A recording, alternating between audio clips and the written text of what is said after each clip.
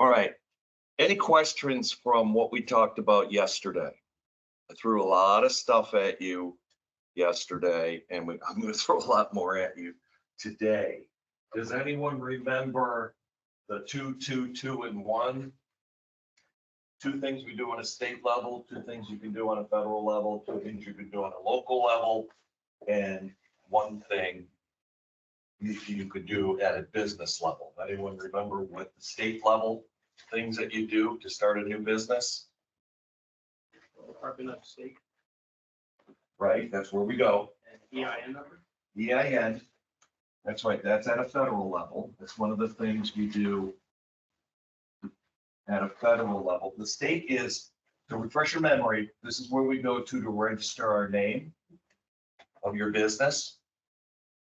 And also, if you're going to, the other thing we do at a state level is submit articles of incorporation. Those are the 2 things we do through the Department of State, the Florida Department of State, Alaska Department of State. They are Mississippi Department of State, Arizona Department of State. All of the states have a division that helps with business startups. Everything flows through. That's how they generate revenue on all the fees that they generate. So we do those 2 things at a state level. Then on a federal level, well, in fact, let me put up here, Department of State. You're absolutely right, it's Department of State. Then on a federal level, we're dealing with the IRS. Of course we are. Remember, there's 2 things in life that are guaranteed, death and taxes, right? So the IRS is going to be our necessary evil. That's what we have to communicate with. And remember, we do 2 things. We go to the IRS to apply for that employer identification number, that EIN. And also we go to them. We don't necessarily have to go to them for this. We can download it, a W-9 form. Remember the W-9 form that you fill out as a new business? Employers that you're going to sell a product to or provide a service might want you to fill out that what's called a form W-9 that tells them that you are a legitimate business, that you have an EIN number. So you do this first. Go to the IRS, get your EIN number. Then once you have the EIN number, you can fill it, you can do the W-9, and you just put that aside and use that as a reference. Just hold on to that in case. Like when I started my business, I went to the IRS, got my EIN number, right? Got that, got the acknowledgement for it. And then I went to the tribe and said, I want to be a vendor. I want to start the vendor process. And they said, you need to submit a W-9 to us. And on that W-9, as I showed you, remember, it asks what your EIN number is, what your name is, the name of your business. So you do this first. Then get the EIN number, then you do the W-9. Here on the state level, you do your name first. That's not the first thing you do. You register your name, so you're recognized in the state of Florida or Alaska. Then your articles come second. So if I had to put, okay, so we got that, things going on in my brain here, but let me finish the thought. So 2 things on a state level, 2 things on a federal level. What do we do on a local level? 2 things. Insurance. Right, that's 1. Our general liability insurance. Business checking account, What's that? checking account. Checking, yeah, bank account, business account. Might be a checking account or it just might be a simple business account, but you need to do, those are the 2 things we do on a local level. I'm just going to abbreviate if it's okay. General liability insurance, GLI. Okay, that's our insurance. And then after that, we approach the bank for a business account. If you want checks, that's fine, or a debit card, that's fine. In my case, I didn't need either one of those. I don't need a debit card. I don't need checks. I'm not writing checks. I'm not designed for that. I don't have payable. Well, I have payables. I mean, I had to pay things, but I'm not paying my clients in any way, shape, or form. So I didn't need checking. I didn't need a debit card, but I did need to open up a business account because I might get paid for something and they might send me a payment made payable to the name of my company. And if that's the case, hey, hello. Hey, have a seat anywhere. Okay. So before we get a review, going to do that, we just want to make sure we understand two things we do on a state level, two things we do on a federal level, two things we do on a local level for our business. And then what's the one thing we do on a business level? Very specific thing. Business plan, which is probably one of the most important thing that you can do. Remember, we talked about that. All right. So of all the 2, 4, 6, 7, of all of these things, let's put them in chronological order. All right. Going to mix it up a little bit. So if I were starting a new business, it's pretty well laid out here, isn't it? And chronologically, if I were starting a new business, I would do the name first with the state, right?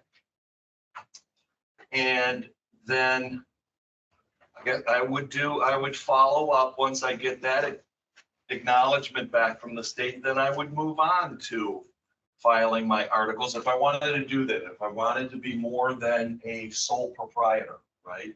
Or a partner, if I wanted to become the next level, which was the limited liability company, I would want to submit my articles of incorporation. Then, once those are done and I get the acknowledgement back, then I would go to the IRS to get that EIN number. After I get acknowledgement from the IRS on the EIN number, then I would complete the W-9 form. Right? So far, so good. All right. Then after I get, do these things, then I would work on my insurance. So that's the fifth thing I would do, make sure that I had insurance. Insurance company is going to want to know, are you a legitimate business? Are you more than just a hobby?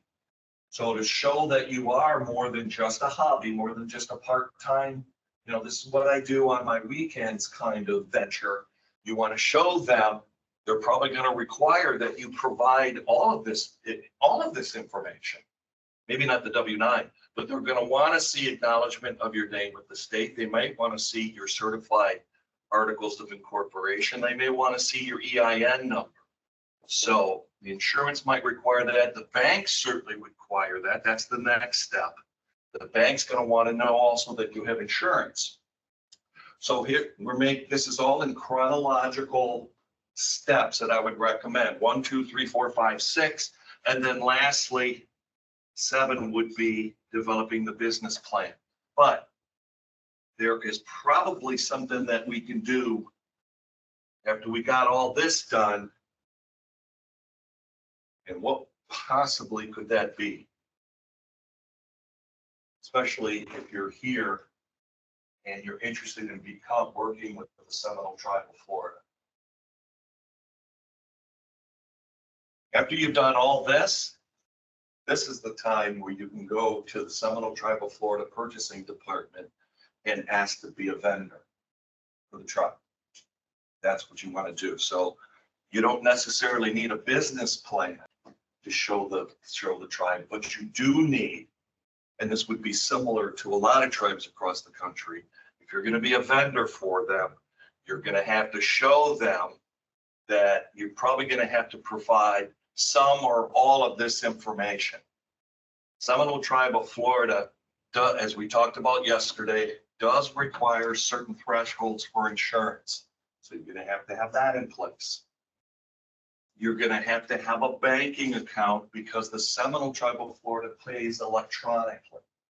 They don't send you, for the most part, I'm not aware that they do this anymore. They don't send paper checks. It's electronic automatic deposit.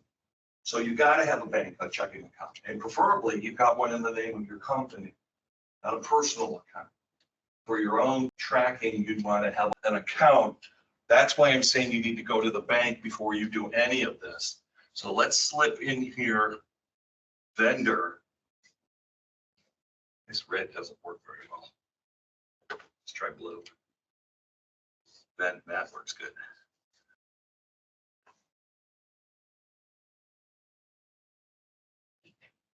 So even before you do the business plan, it would be good to have the business plan first. But here's where you want to, or you could possibly ask to be a vendor for the Seminole Tribe of Florida or a lot of other tribes. The vendor process here is going to ask you for all these things. They're going to want to know your legal name of your business. You're going to have to put that on the application. They're going to want to know if you're anything other than a sole proprietor or partnership, and you say you're a limited liability company, they're going to want a copy of your articles of incorporation. They're definitely going to want your EIN number because they're going to require you to submit a W-9 form. And on the W-9 form, as we looked at yesterday, there's a place where you put your EIN. Remember, we looked at that form? There is a place where you put the EIN number. So you need to have all these things in place if you are going to be a vendor for the Seminole Tribe of Florida. You do need the bank account because it's electronic payment, okay? Then if you're tribal, if you're a tribal member of the Seminole Tribe of Florida, there's also additional paperwork that you can submit to show that you are owner or partial owner or part of an LLC of the company. It doesn't give you any more advantage in payment. It's just, you might be selected for in areas where there's a lot of competition. One of the things we talked about yesterday was landscaping. It's a very, very popular, competitive. The tribe has a lot of vendors when it comes to landscaping. But if you are a tribal member, you'll definitely have a leg up in the selection process. So if you are tribal, that Seminole Tribe of Florida tribal member, you'd want to indicate that during your vendor process. So that's an advantage. So I just wanted to go over that with you to refresh your memory. And I'm gonna do a little review, and I think that'll help our new friend who came in. Let's do a formal review. All right, we are in session 3, bottom left. So yesterday we did session 1 and session 2. Session 1 were the resources. We talked about the purpose and vision. And then we rolled into session 2 where we talked about the types of business structures, sole proprietor, partnership, limited liability. Today, we're going to get into small business marketing and everything else on the right side, accounting, financing, and resources. But let's review real quick for everyone's benefit. Let's review. I just basically talked about it very quickly, but let's do a formal review. You should all have the packet. You should have a packet like this. Okay, keep that handy because there you go, because we'll be looking at that like we did yesterday from time to time.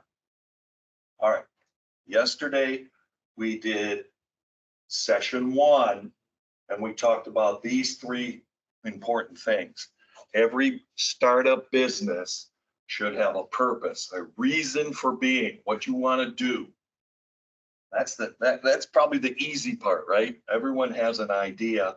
We want to be a landscaper or whatever it may be. An Airbnb was an example yesterday. Typical reasons for starting a small business include any individual who wants to be an entrepreneur, a person who creates an entity to realize their ideas. Bottom left, any individual who wants to undertake the opportunity of a business and the risks that come with it. So that word risk is going to be important as we progress through the program.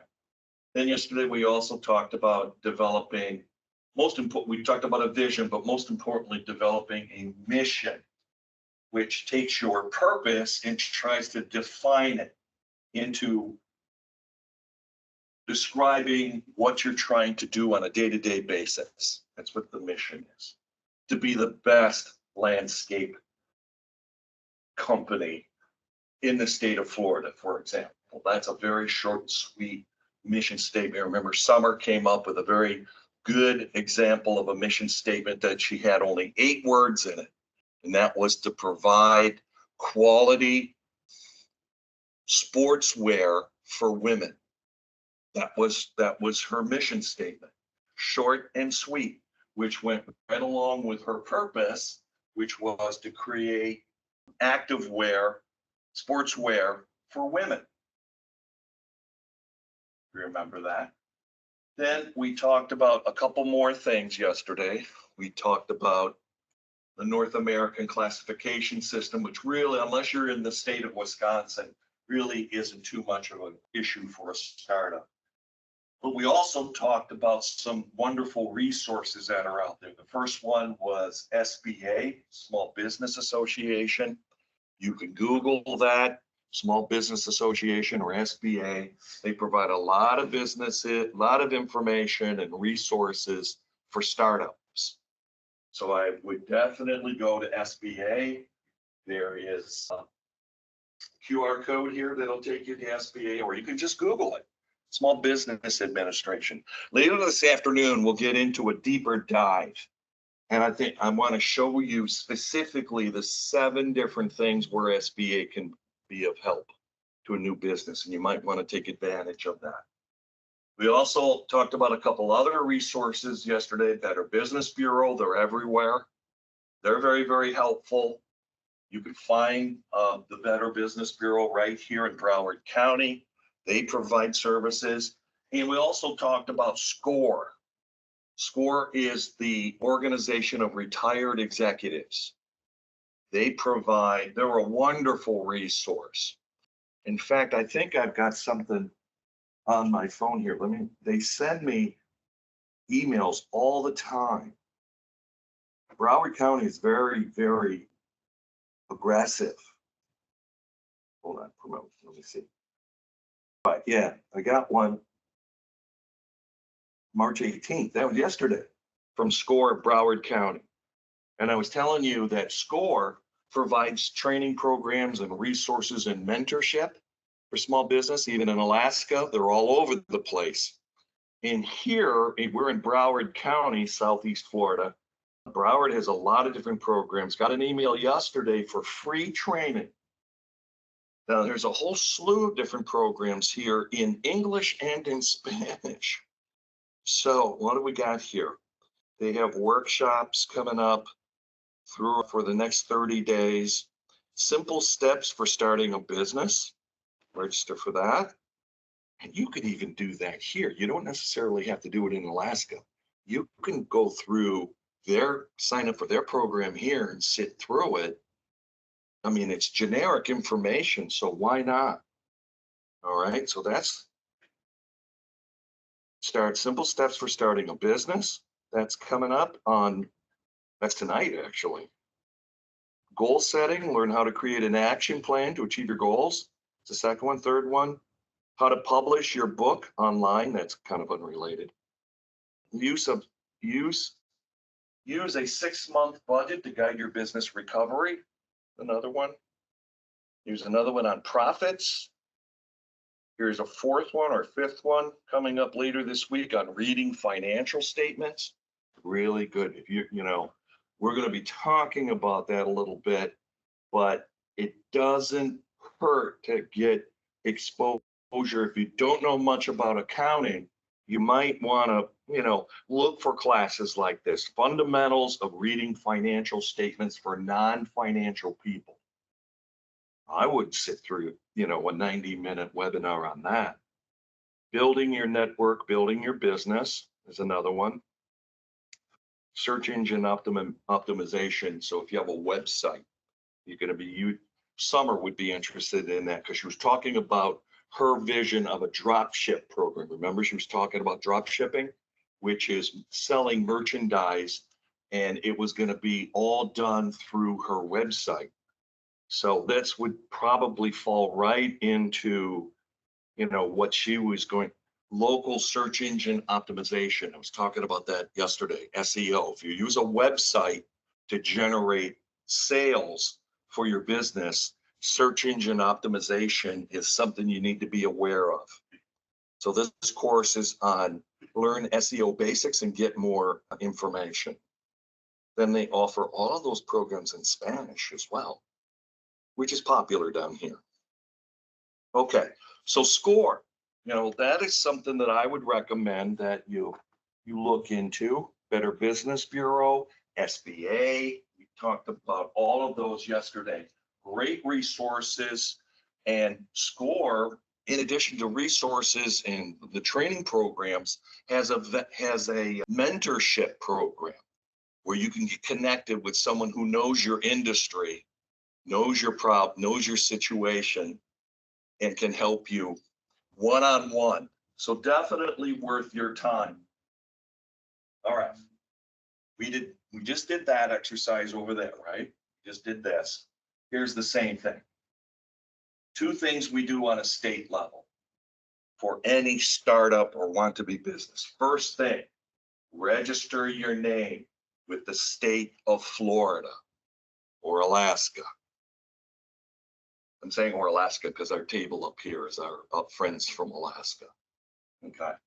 Register your name, do your research first, go to the Department of State in Florida. Where do we go to check that out? What is the website called? Department of State is where we're going. That is correct. You go to the Department of State, whether you're in Florida, Alaska, Alabama, you go to the Department of State. But in Florida, it's Sunbiz, isn't it? Oops. Can anyone look that up for me? I don't remember if it's sunbiz.com or sunbiz.org. I think it's .com.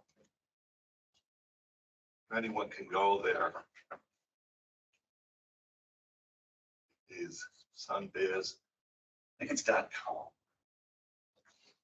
I'm loaded now. So when you go there, if you're correct, it'll say .org. .org and it'll say Department of State at the top. Make sure you get the right one. It's like dos.fl.gov/sunbiz. .gov, there's your clue. So what was it, .org? Yeah. Sunbiz.org. So in Florida, sunbiz.org is the website, which is hosted by the Department of State. It's just a fun name that they've given their Department of State, and that's for Florida. Alaska, you go to the Department of State, but I'm not sure what their website is called. In Wisconsin, I was just there not too long ago. Theirs is through their Department of Finance. Okay, same thing, but that's where you want to look to do that. You go in Florida, you go to sunbiz.org. That's the link to the Department of State. That's where all startup businesses go, not just startup businesses. All business goes through there. So I'm 2 years old. My company, my wife's is 7 years old, but we still go here when we need to do renewal of name or the annual. Every year you have to pay, every year as a business in Florida, you have to pay a fee to the state of Florida and tell them you're still in business. So to do that, you'll get an email from, if you're in Florida, you'll get an email toward probably in December or the first couple of weeks of January every year, asking you if you're still in business, you're still active, and if you are, you need to go to sunbiz.org and renew your, it's not a license, it's just a renewal of your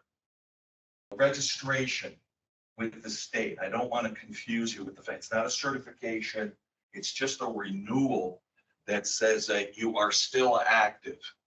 And so they'll say, you've got until March 31st to do it. So you'll get this email the first week of January. They give you a 3-month period to go back into sunbiz.org, find the site for renewal, annual renewal, and indicate, yes, I just did this a couple weeks ago. Yes, I'm still active. Yes, I am still the point of contact for the company. And yes, here's my American Express for the payment of the fee, which was about $125. Yeah, this is how the state makes their money. Think about every single business in Florida having to go through, every business that's registered in the state of Florida has to go through this process. So that's just the cost of doing business. Renewal to make sure that you are recognized in the state of Florida as an active business. Now, yesterday we talked about the startup fees, right? We talked about going the initial first time you go to Sunbiz to start the business, there's going to be to submit your name. There's going to be a fee for that. That's about $150. And I meant, well, 125, but then I mentioned to pay the additional $30 in add-on fees to it so that you get certified copies back from the state. You want to do that. You want to make sure, and even here, when you do your annual review, you might, I think it'll charge you an extra $5 or $10 to get an acknowledgement back, a certified acknowledgement back. It's worth the extra $10 to get anything back from the state that in writing that confirms that you are a recognized entity in the state of Florida. So pay the additional fees, my strong recommendation. Okay, even with your renewals, you're doing that every year. And then the state of Florida, every 5 years, you have to renew, you have to pay the fee to re-register the name of your organization. If that makes sense. So my company is Next Venture Consulting, LLC. I went through this process the first time, registered my name, paid the fee, about $150. It wasn't crazy expensive, but that got me into it. My wife did the same thing with her company a couple of years back. Now hers is old, her company's older than mine. So she had actually reached a point where after 5 years, which was last year, the state came to her and said, in addition to your normal annual thing that everyone's got to do, you also are at the 5-year mark for your company name. So what's the phraseology I want to use? To reestablish your activeness, your name in the state of Florida after 5 years, you have to pay an additional fee. You have to renew. You know, your name doesn't go away and you're telling them you're active, but you have to recertify. It's not recertification. It's just you're paying an additional fee. They'll come to you after 5 years and say, it's going to cost you $125 for Next Venture Consulting to make sure that, you know, we recognize you. It's a money generator for the state and it's a cost of doing business. So as we talked about yesterday, on a state level, you go to sunbiz.org, you apply for your name, that's about $125. Then just with your name, then you have your annual every year in January. So just did this. You'll have your what's called an annual report, which, and all that is you're saying, yeah, I'm still active, still doing business. So the state will recognize you as an active business as opposed to inactive. Don't ever get yourself in that situation where you get confused and tell the state you're not inactive. That is a can of worms. That means someone could come in and take the name of your company and use it themselves. So don't ever find yourself in an inactive state. So when that annual review comes a year from now, January of 2025, make sure you watch for it every January and that you follow up as soon as possible. Pay these, it's an online form, it's a fillable PDF, you don't have to do much. Really, it comes down to paying the fee. So that's another annual cost of around 125 bucks. Then every 5 years, renew your name, and it's about the same. So every 5 years, you're gonna have a double payment, right? 250 every 5 years, but that's still low dollar, I think. That's just a cost of doing business. That's not really anything extravagant, but that's to keep your name of your business in the system. So once you figure out what the name of your business is, you go to the state, you register it, you pay the fees, you get the acknowledgement, and then every year you make sure that you are following up to make sure that you pay the appropriate fees. All right, so we talked about that's done at a state level. Then we talked about, as I mentioned yesterday, the two things that we do on a federal level. Internal Revenue Service is where we go to. This is probably the most important one. This is the application. There's no cost for this one, thank God, right? There's no cost. But this is the form, you write this down, that this is SS-4, application for the employer identification number. This is exactly what it looks like, right? This is exactly what it looks like. It's a fillable PDF, but you really can't do this form until you have a legal name of entity with whom the EIN is being requested. Next Venture Consulting LLC. Couldn't do that until I was registered and acknowledged from the state, right? You cannot do this. So, and I was saying yesterday, you weren't here yesterday, but you do this even if you have no plans of ever having employees. You still go through the motions, you fill this out. I'm never going to have employees, but I do need an EIN number. It's going to follow you wherever you go. The Seminole Tribe of Florida wants to know my EIN number.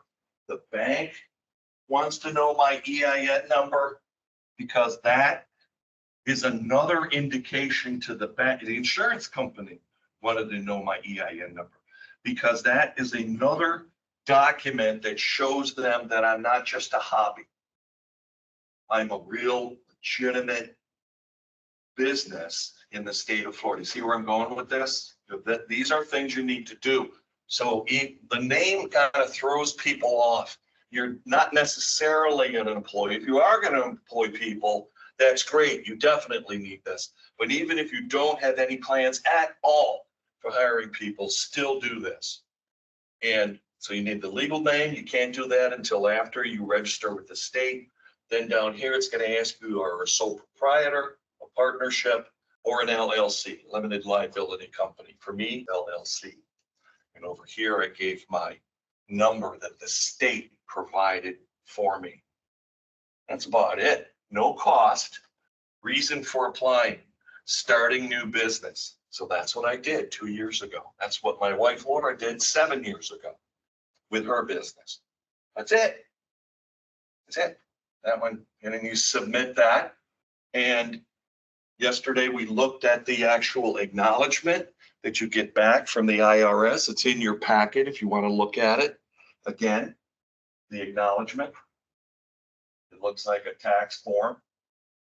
But we talked about the two things you do at state level, the two things you do at a federal level, now the two things you do on a local level to get started. We kind of talked about that. One is the going to the bank.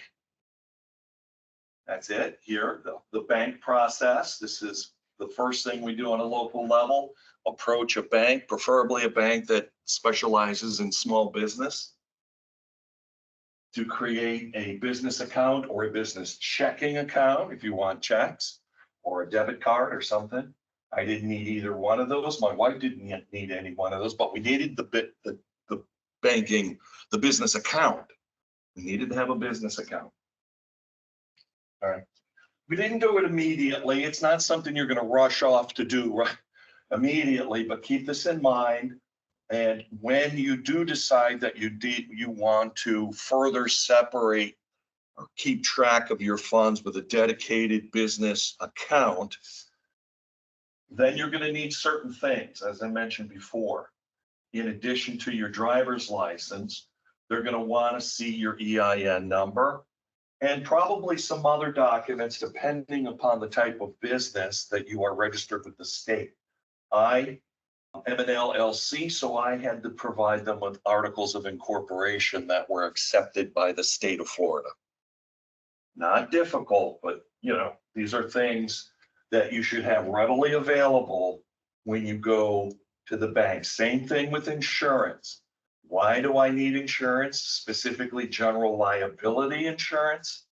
It provides insurance coverage for your business, even if you don't have a bricks or mortar type of building. It just provides insurance coverage for your business against claims, potential claims made by others. And if you're going to apply to be a vendor for the Seminole Tribe of Florida, it's mandatory. They will require that you have general liability insurance. They're going to want to see a certificate, what's called a certificate of liability insurance. This is a real example. This is mine. Screenshot here, a certificate, or also in insurance terms, it's called a declaration page. So that's insurance language. But it's a certificate of liability, and the Seminole Tribe has certain minimum insurance levels that they'll want you to have if you're going to be a vendor for them. 1 million, 2 million. 1 million per occurrence, 2 million aggregate. If you say that to any insurance agent, they'll understand what you're saying. I need to have general liability insurance in the name of my company. They're going to say, what is the legal name of your company? And, that's when you provide them, if need be, with an actual copy from the state of Florida showing that you are a legitimate business, and you tell them I need 1 million, 2 million, they'll understand that's this down here. So once you have that established and you pay the fee, this is probably the most expensive startup cost for you. General liability insurance. Going to be probably in the neighborhood of $500 a year, plus or minus, depending upon what agency you go to. All right, so figure startup cost 125 here for your name, another 125 for your articles of incorporation. So now we're up to 250. IRS doesn't charge you anything. The bank's not going to charge you anything per se. There's no startup cost that I'm aware of for setting up a checking business account. They might have minimum balance requirements, but there's no fee for starting. So there's zero there. So this is the next step, and that's where you're going to have your largest cost for a startup, regardless of your size. It's still going to cost you about $500 for insurance, probably per year. Right? Seminole Tribe wants you to have a couple things. They want you to have general liability insurance. They want you to have workers' comp insurance, especially if you have employees. And they're probably going to want you to have auto insurance. And maybe your personal auto insurance is good enough. I don't think you need to have business unless you have a company car, which you probably don't. So your personal auto insurance would probably suffice. But they're going to ask you for those three things: general liability, workers' comp. Workers' compensation is a minimal cost if they require that. Okay, so the big one here is the general liability. They figure about $500 in addition to the 125. So we got 250 plus $750 to $1,000, let's say, startup costs, just from the state insurance. Okay, and you're going to have to find a way to fund that. How are you gonna come up with $1,000 over the next year to start, a shorter period of time than that, maybe 6 months, if you're serious about moving forward, about $1,000 startup cost. Okay, so that is something you need to be aware of. And that's not taking in consideration the type of business you're going to be. This is just to get you recognized in the state, recognized by the feds through your EIN number, and getting your insurance lined up. These are all startup costs that you'll have to incur if you're serious. So here's our 2, 2, 2, and 1. 2 things we do on the state level, name, articles. 2 things we do on a federal level, EIN number, and we complete the W-9 form. That's where we go to get it. We put that aside, fill it out. Local level, we get our business account, whether it's checking or debit card or whatever. We do that with a local bank. We also go to a local insurance company if possible to get our general liability insurance.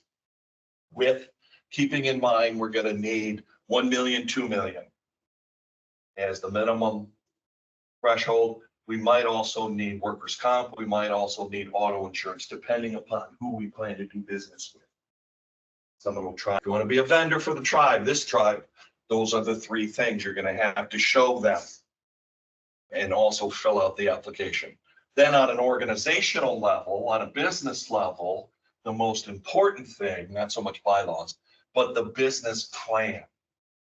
And that's where we talked about yesterday. We did some exercises yesterday, not so much an exercise, but you worked on the basics of the business plan, the first part, the summary and the description. Okay, this is what we did yesterday with the business plan. We looked at the executive summary, which is typical of a business plan, which kind of, like all summaries, gives an overview of everything in your business plan, right? We took a look at that. Then I gave you this example of a business plan, my wife's business plan. I showed you her original business plan from 2017, and it was very fundamental, wasn't it? It was very simple. But this is now her current business plan, and this is just the executive summary. This is more than what you need now as a new startup, but I want to show you, just kind of break it down. This is just her summary of her business plan, and it gives the major components here are information about the company, her mission statement, the product that she's providing, her analysis of the market, her target market, who she's focusing on to be clients. Clients is the wrong word. Just who is her target audience. That's what I'm trying to say, her audience, because she has a food blog, so she doesn't have clients per se. She has an audience. And then her final projections. She does a food blog, as I mentioned yesterday. And her revenue for the company is generated through passive, it's called passive income. It's generated by advertisers on her website. That's her main mechanism of getting her information out there, is a website called crazykitchenmom.com. You can go to it if you wish to. And look, that's her website. It's full of recipes and pictures of food. And her whole focus is to get people onto her website.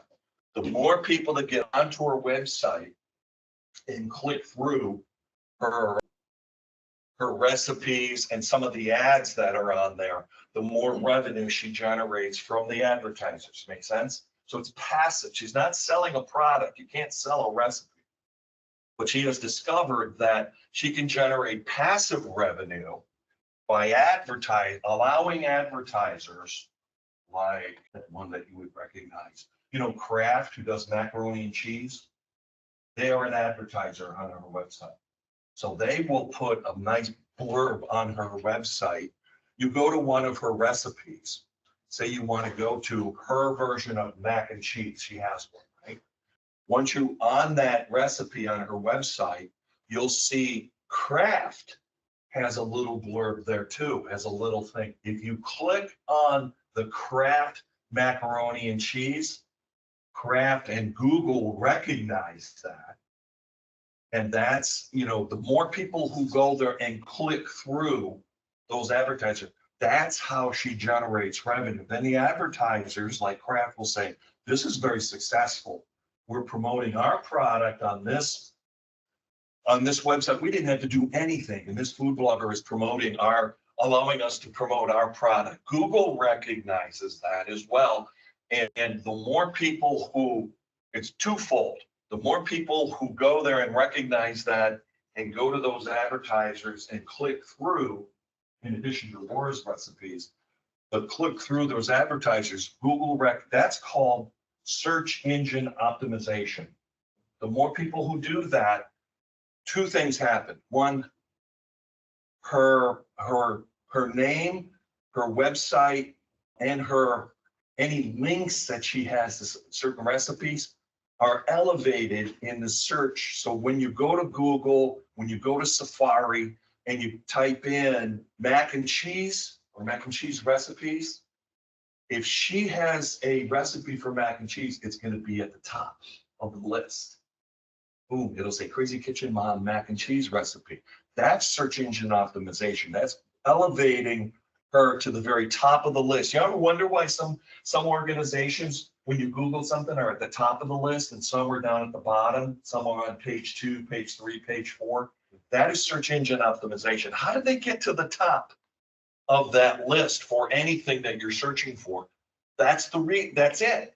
It's the amount, in her case, it's the amount of advertising click-throughs and recipe click-throughs. Google recognizes that, but you have to reach a certain level. You have to have a certain amount of followers. I think it's 10,000 or more or something like that. I don't remember the exact numbers. So I think Pinterest has the same, some of the same demographic requirements. So we did this yesterday. You tried to work through an example of an executive summary. Okay, then we went into session 2 yesterday. Why choosing a organizational structure is important. Sole proprietor, partnership, limited liability. Those were the big 3 that we talked about yesterday. Why? Because it could have an effect on how much you pay in taxes and where those taxes are coming from, your personal account or your business account. It affects your ability to raise money. It could. It affects the amount and complexity of the paperwork you need to file, especially from a tax standpoint. That's very true. It affects your personal liability. And we talked about that yesterday. It affects the protection of your assets. So over on the right side, we talked about the big 3, or sole proprietor, partnership, and limited liability company. Those are the big 3. And we talked about, if you remember, the pros and cons of each one of those. At the bottom, it says sole proprietorships are not recognized by the state as a legal business entity, which is true. They're not recognized. There are no protections for being a sole proprietor. It's easy to be one. You really don't have to do much of anything. You can be a sole proprietor of anything, but you're not recognized as a legitimate business and you get no protections from the state or from the feds. There's no protection there for you. So you're totally exposed. You can make all the decisions. I guess that's the good thing, right? You're totally in control. You make all the decisions. All the revenue that's generated goes directly to you. That's true. And you also pay all the bills. You're totally responsible for it, but you have no legal means to protect the assets and the income that you generate. So sole proprietor is kind of at the low end. Well, it is the low end of the totem pole when it comes to business structure. Partnership is one step up. All partnership means is Instead of you being a sole proprietor, you've got someone else with you calling the shots. But who calls the shots? You know, who is the boss? Is it a 50-50 split? Or is it something else? Limited liability is the first time, the first level here where we've got protections of your business built in by the state and by the federal government. You are protected in many ways. So a lot of small businesses skip over sole proprietor and partnership and go to limited liability as their business structure because it comes with more protection. All right, here we did a side-by-side. Partnerships on the left here, we got limited and general partnerships. We talked about both. There's not a whole lot of difference. Limited partnership has at least one individual out of 2 or 3 or 4, how many ever you have, that invest their money in the business, but they do not make decisions. General partnership is probably the more common. It's owned by 2 or more individuals with the same level of control or risk. Partnerships, just like sole proprietors, do not need to incorporate. It's just, you can't do it as a partnership or sole proprietor. So they are considered in state jargon as what's called an unincorporated joint venture. That's what a partnership is. I know it's crazy. Unincorporated, which means you're not an LLC, unincorporated joint venture. The joint means that there's more than one, you're not a sole proprietor. And the word venture is the word that the state uses because they don't consider you to be a business. If you're a partnership or a sole proprietor, they call you a venture, which means you could be a hobby. And that's kind of what we're trying to avoid, right? If we're starting a business, we don't want to be classified as looked upon as a hobby. We want to be looked upon as a business. Well, the state, even with partnerships, doesn't even recognize you. You have to take it to the next level, the limited liability company, for the state to recognize you as a legitimate business, because it requires you to do certain things. Have a certified name, and also to file articles of incorporation. So the LLC lets you take advantage of the benefits of both incorporation and a partnership, which means you can incorporate. And like my wife's company, there's 2 of us involved. She is the majority manager or director. I'm the minority, which means she's responsible. If you read her business plan, she's responsible for 95% of everything that her business does. And I, at the low end of the totem pole, I'm at 5%. And that's fine. That's because it's her company. And she is the driving force behind it. So it makes sense that she be the majority. So that's what they mean here by incorporation and partnership of the business. It's just the 2 of us, but she's the majority manager. I'm the minority manager with only a very small portion of day-to-day activities. LLCs are not legally required to file, but highly, highly recommended because it allows you to do other things. Once you submit articles of incorporation, then you're able to do a lot of these other things, like registered with the IRS for an EIN number. Remember, on that EIN number application, it asked for your articles of incorporation number assigned by the state. So it's highly recommended that you do it. Profit and losses of a limited liability can get passed through to your personal income if you choose, or without facing corporate taxes. That's a very good point. If you taxes for limited liability company, you have a choice. You can, if you're a small, like I am, like Laura is, we have decided to take profit and losses from both our respective LLCs and run them through our personal taxes. our personal, because we're small enough, we can do that. There's not a lot of risk in what we do, right? Not a lot of risk. I mean, who's going to sue a food blogger? You don't. She can't copyright recipes, so there's no way, shape, or form that she can be accused of plagiarism or anything like that, because you can't copyright anything. So anyway, and the same thing with me, with developing curriculum. Very low risk, very low risk. So we've decided personally for our respective LLCs, not just to run profits and losses. And in both our cases, there are no losses. It's net revenue is really what we're looking for. We have revenue, then we have expenses that we subtract from our gross revenues. But those expenses are minimal. Food bloggers don't have overhead. I don't have overhead. There's very little cost involved for both of us. So why in our case, there's very low risk. So we told our accountant, let's run everything through our personal taxes. I'm glad we did, because it helped us lower our tax burden on our personal taxes. Another advantage of having an LLC. If you're a sole proprietor or a partnership, you don't have that option. You don't have it. Everything would run through your personal, because you have no corporation. Incorporation separates, has the potential to separate business assets and income from personal.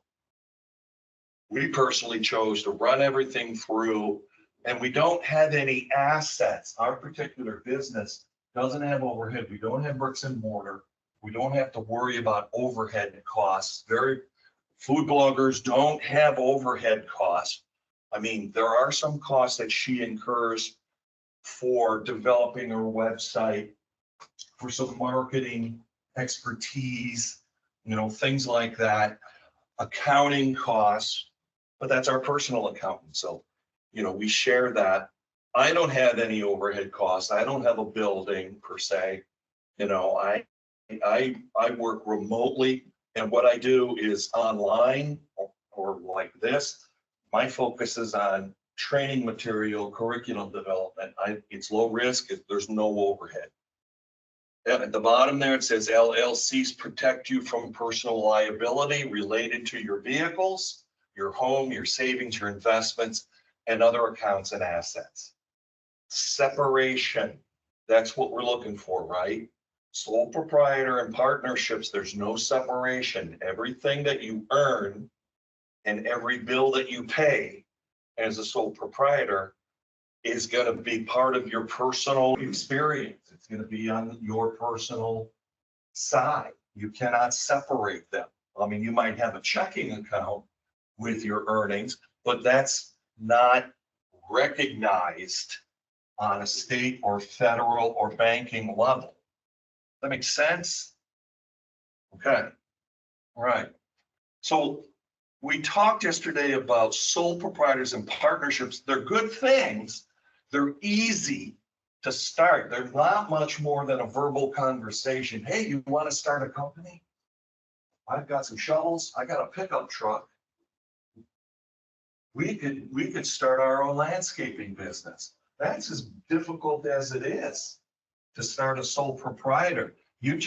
Sole proprietorship, you just put from there, you really don't have any, as I like to say, any recourse, any legal recourse, no legal protections, no protections at all. You're just not recognized. You're not recognized until you bring it up to this level. Not hard to do. It's really not in the state of Florida. Very business friendly. All right. Okay, I'm going to skip over that. We're not going to get into some of the subcategories. That's starting a business, the next level, sophomore level.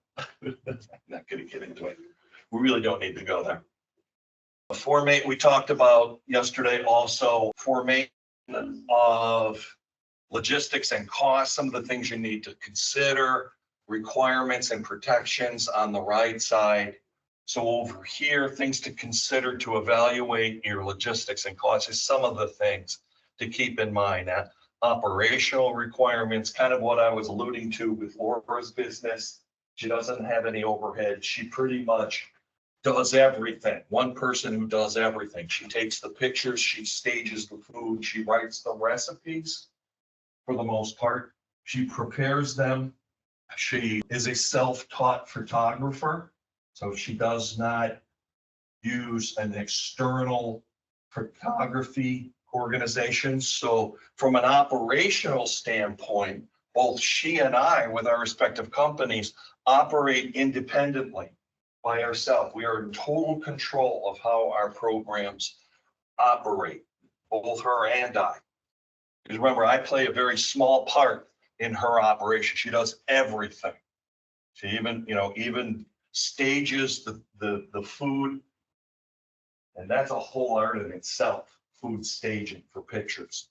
And she's got, in one of our bedrooms, she's turned that into a photography studio. So she's got cameras and lighting there. It's very nice for Dave. There's got a window there that is very, the way that it's set up, she gets a lot of afternoon sun in there, which is very important for photography, etc. So she does everything there. Okay, level of decision making. If you're a partnership or any other than a sole proprietor, who's making the decisions? You've got to think about that. Partnership, even with a partnership, general partnership where both of you are 50-50, or limited where you've got more than one person, but someone is calling the shots. Who is that? Liability issues, we talked about that. Tax considerations.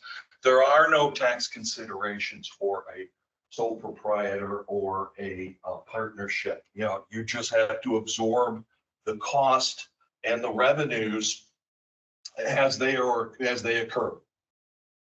Record keeping requirements, definitely need to segregate business from personal. Relationship, we talked about the vendor situation with the tribe. Requirements, even more things to consider. Requirements for business partners. It gets tricky when you got partners involved. Is it a 50-50 split on everything, or is it what is the deal?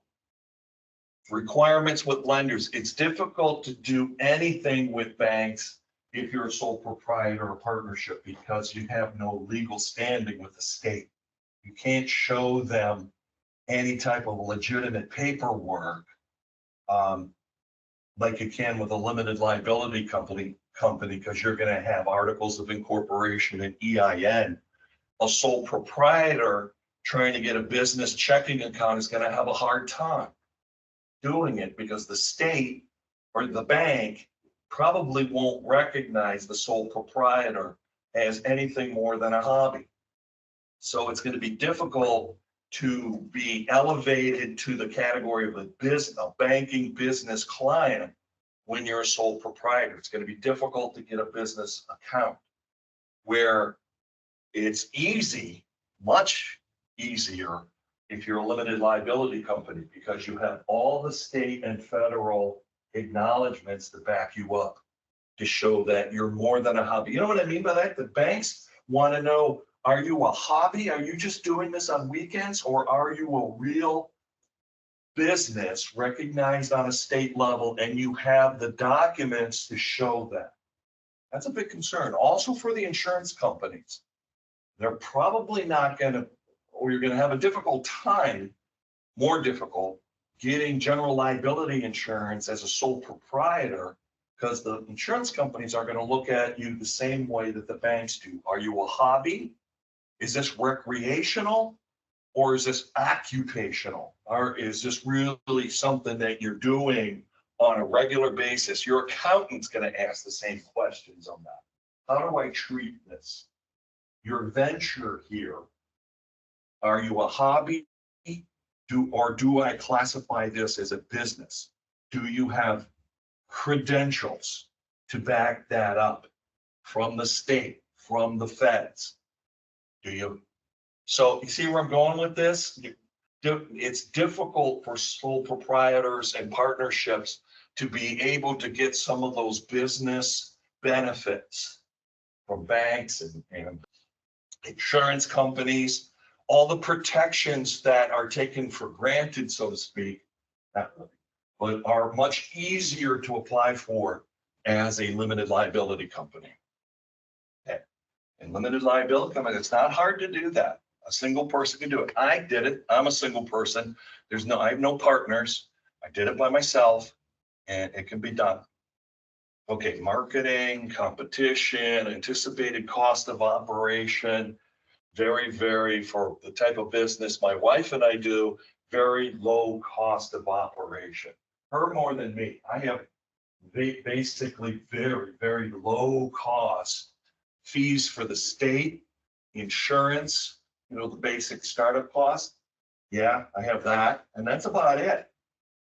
When I go to do training, my other costs that I incur are paid for or reimbursed, paid for in advance. I'm usually, if I'm like here, if I'm requested to do a training program by the Native Learning Center or anyone else, they usually put me up in a hotel and pay that cost in advance or at a casino if it's another tribe.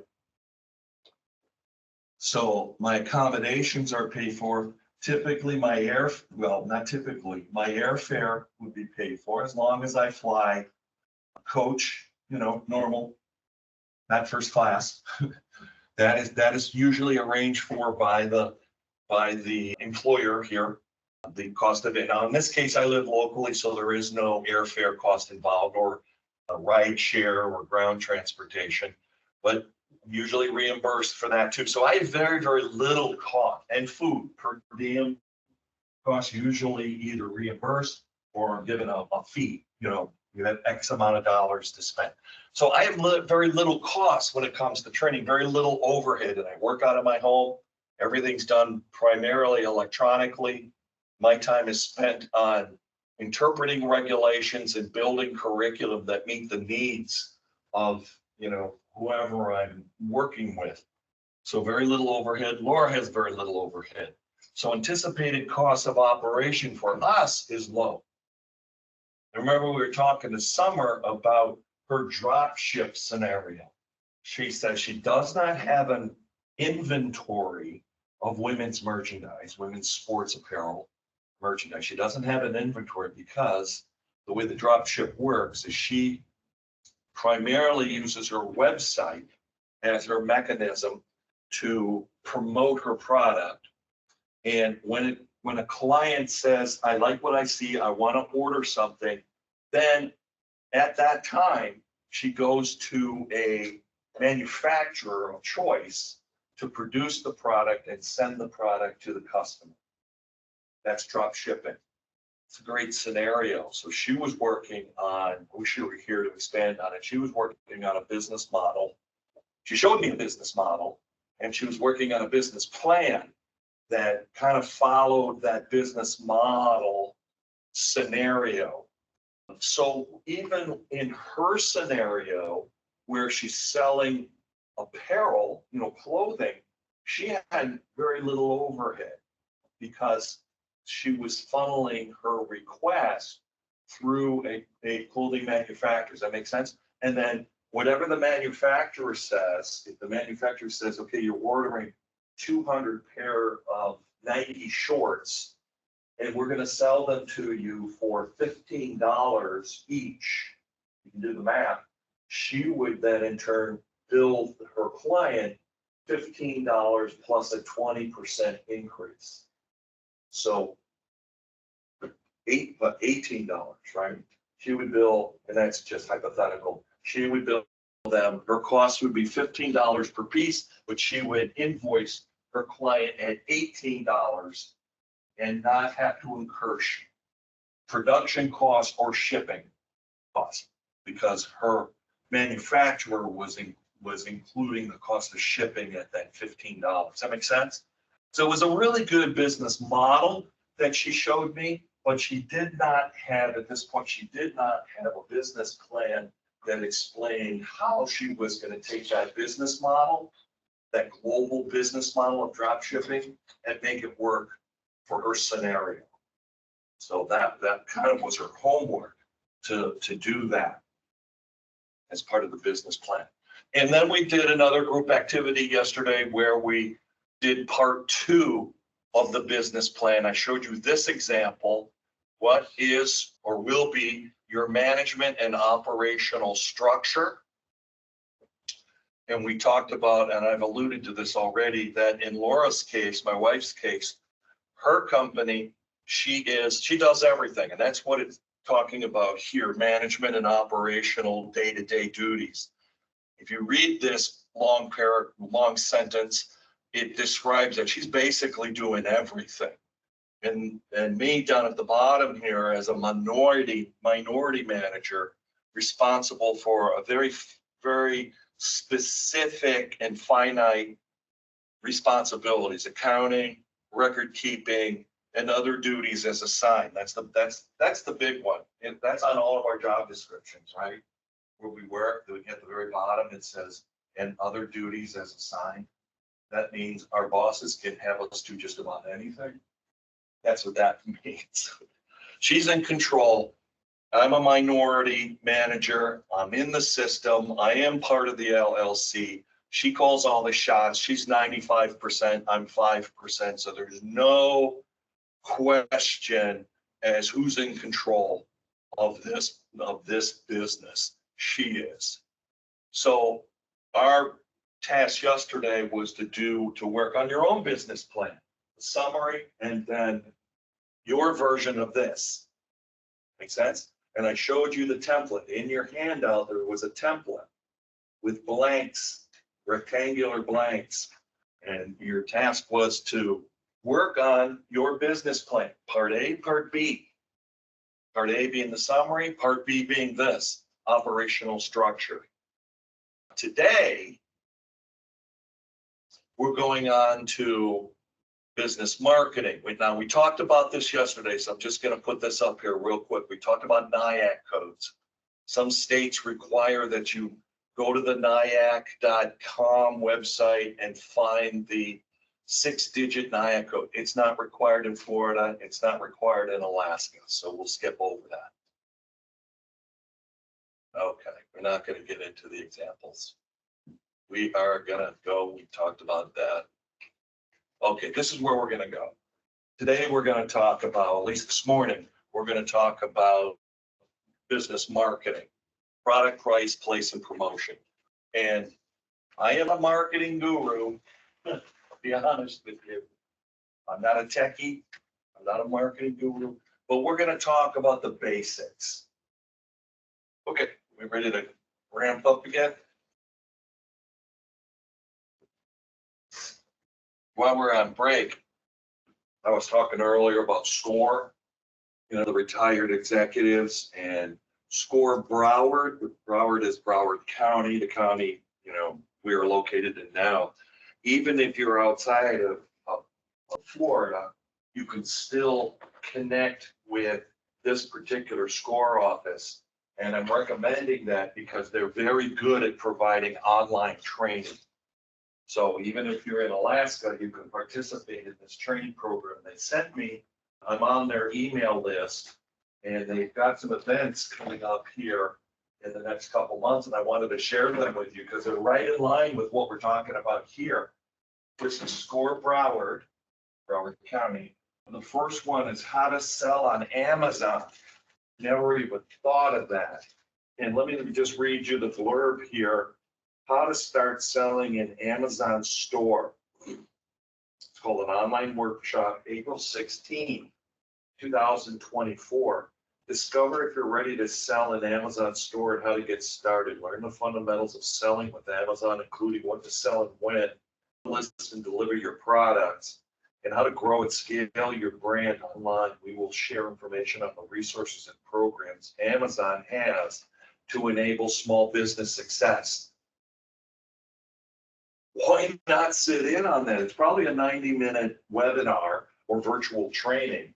You can participate in it from anywhere in the United States.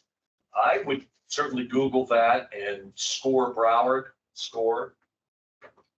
Go to the Broward and look into, that's the first one, to sell on Amazon. That would be, I'm gonna sit in that one. That's very interesting. I never even thought of that. Although I don't really have a product to sell, I would like to be able to learn how to do that so I could share it with others.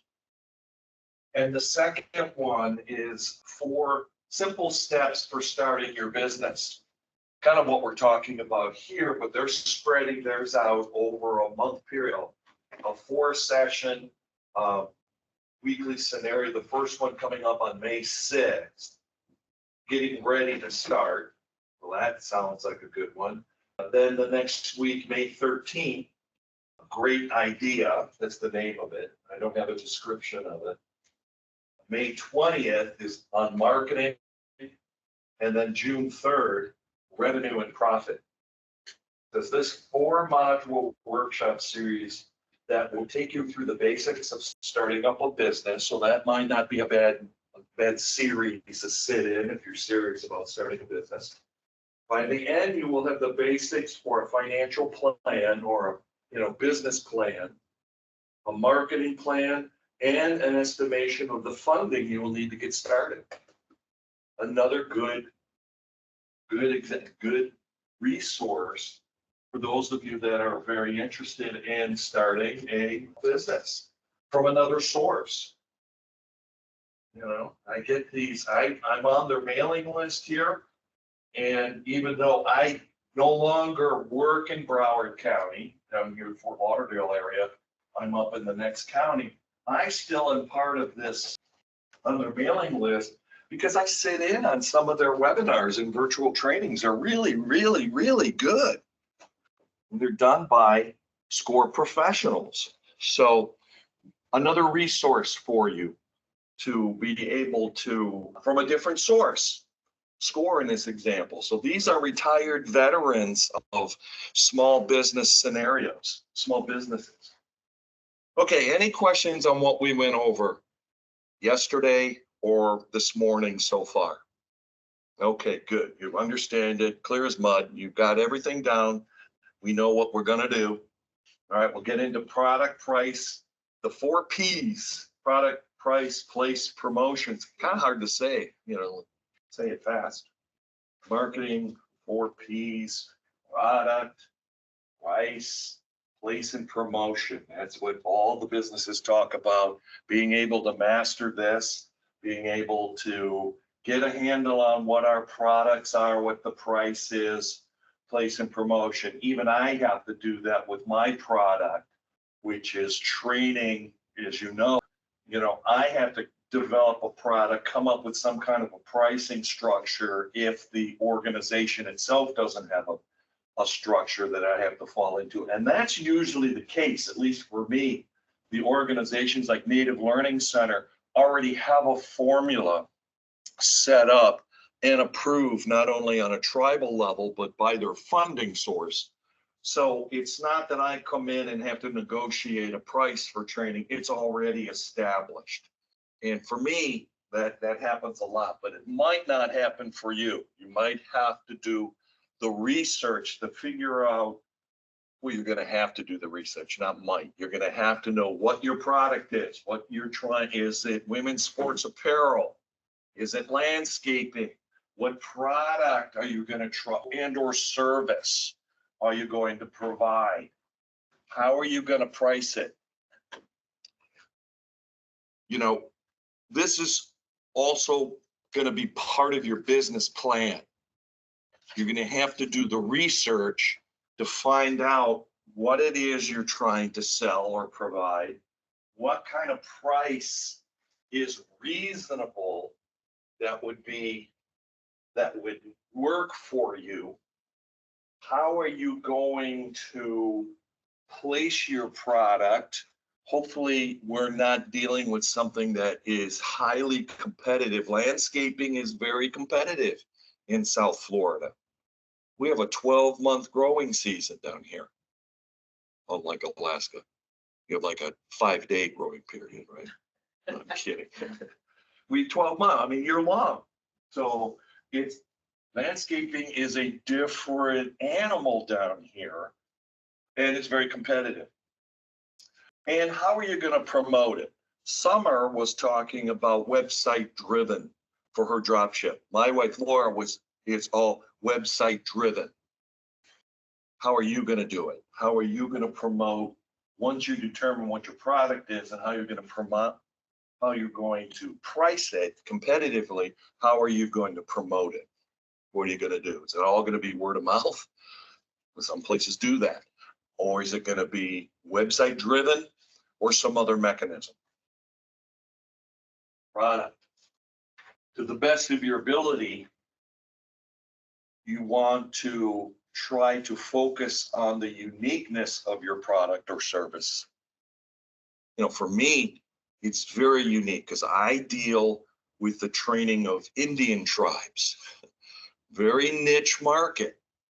Regulations, federal grant regulations primarily that apply to recipients of federal grants for tribes and tribal entities. That's a very niche market, very specific. So I think I've accomplished that uniqueness.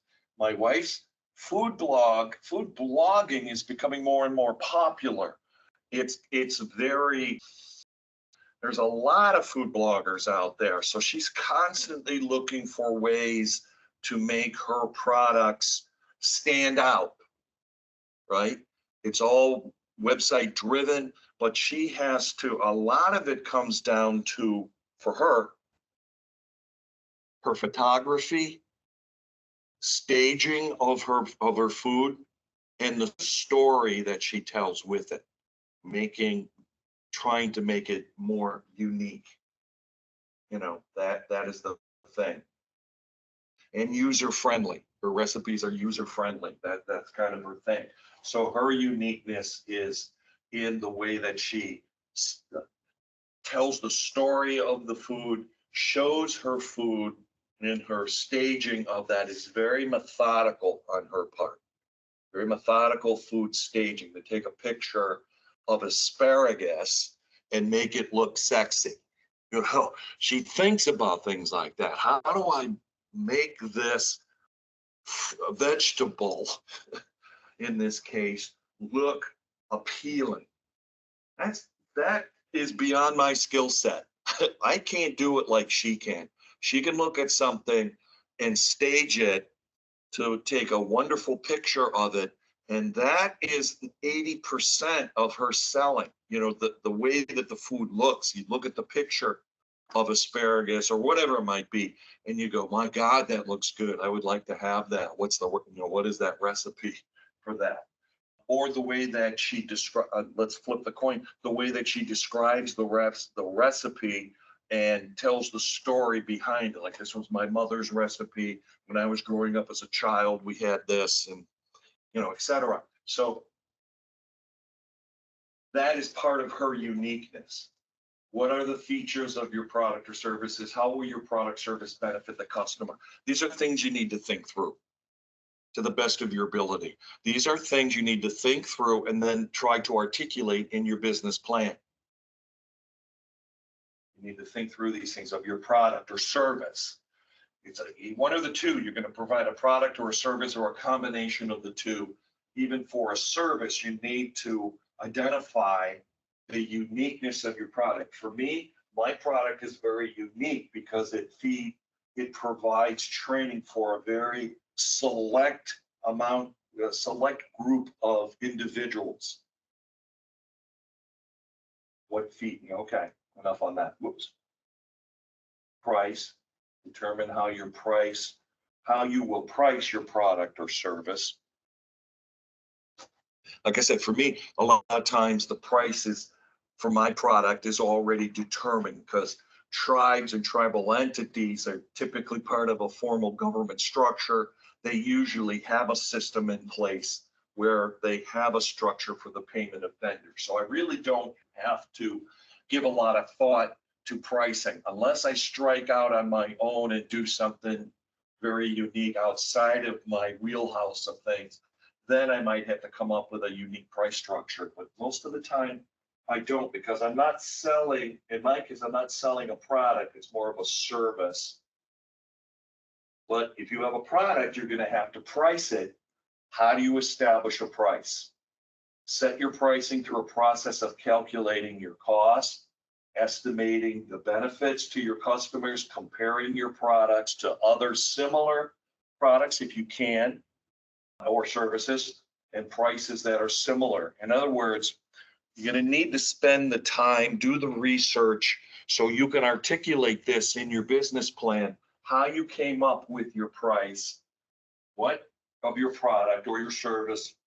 You're gonna have to do the research to see what's out there in the larger community. What, if there are similar products being sold. Like with Summer's case, I'm using her case because it's easy to make analogies with it.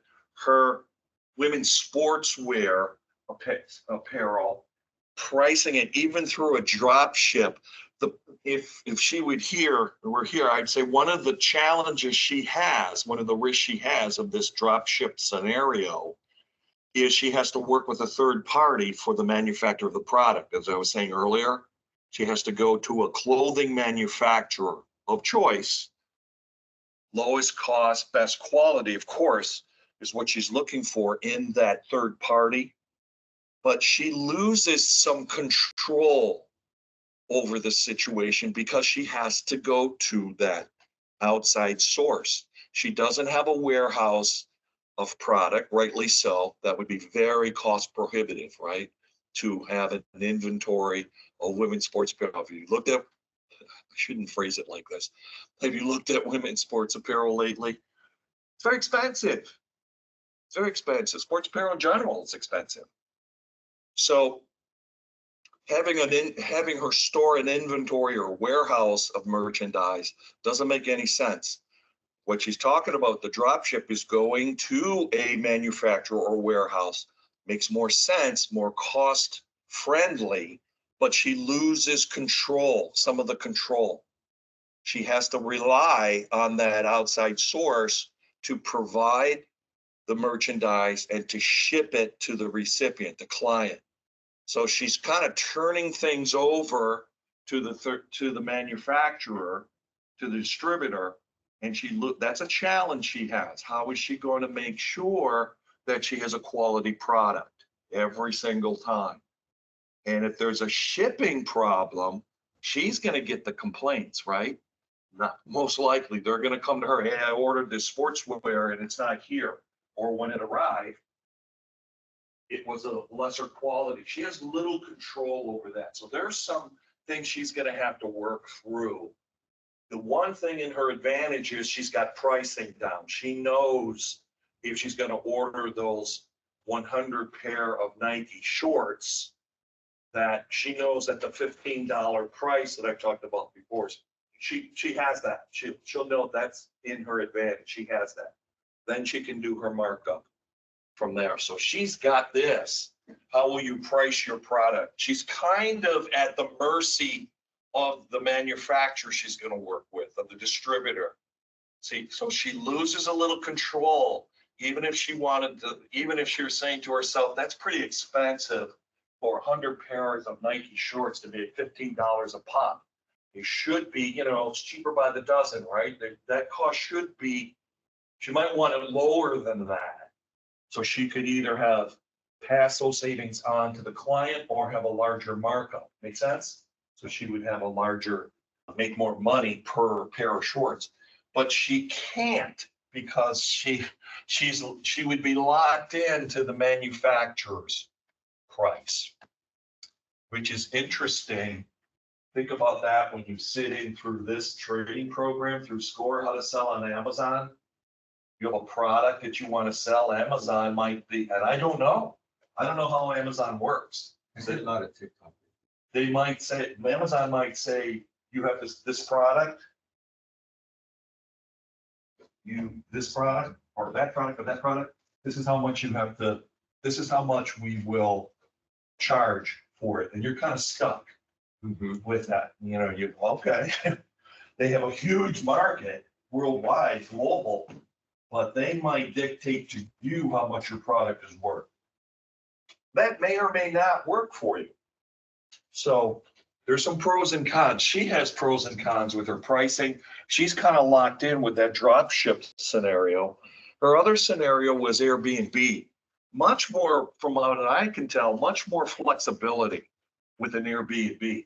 Airbnb is, like what was the alternative that the gentleman mentioned? Airbnb, how do you say it? Verbal, yeah. Verbo. That's kind of the equivalent to Airbnb, right? They're kind of competitors.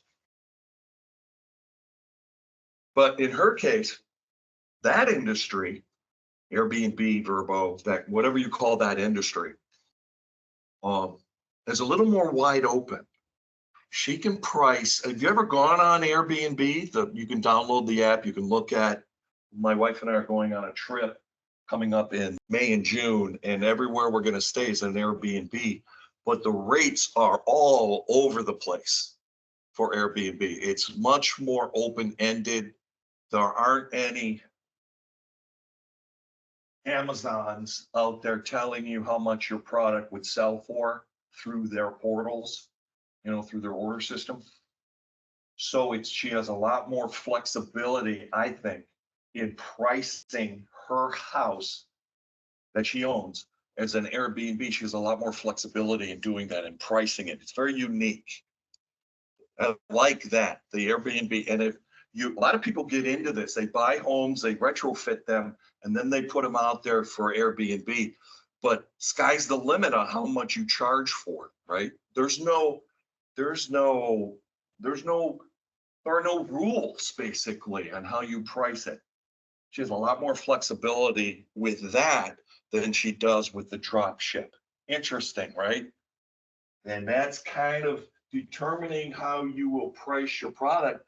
It all determines on how you're going to make it available. Are you going to go through Amazon? Are you on your own? Is it similar to other products out there? What do they sell for? These are the things you got to think through to the best of your ability. And it's going to come down to the research that you do and find. And you want to be able to articulate that in your business plan. The banks will be interested. Yes, sir.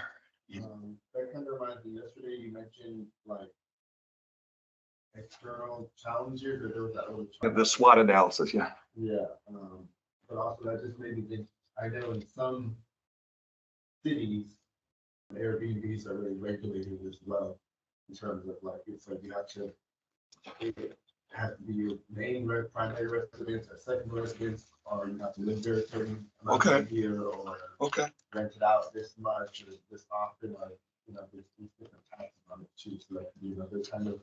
Sure, yeah. I live in, good example, thank you. Depends on the municipality that you live in. I live up in Palm Beach County in a gated community. They do not allow Airbnbs. You cannot do it. If they find out you're doing an Airbnb, they'll shut you down. It's called hospitality service. Hospitality? Yeah. Okay. The Airbnb and the Verbo, that's all. Okay, thank you. I didn't know what the industry was called. Hospitality services. And I'll be honest, there are some really nice ones out there, and there are some that are not so great. So there's really no, the control over it, as you had mentioned, I think is kind of hit and miss. There aren't a lot of regulations out there. There's no uniformity. I guess that's what I'm saying. There's no uniformity. That's good and it's bad.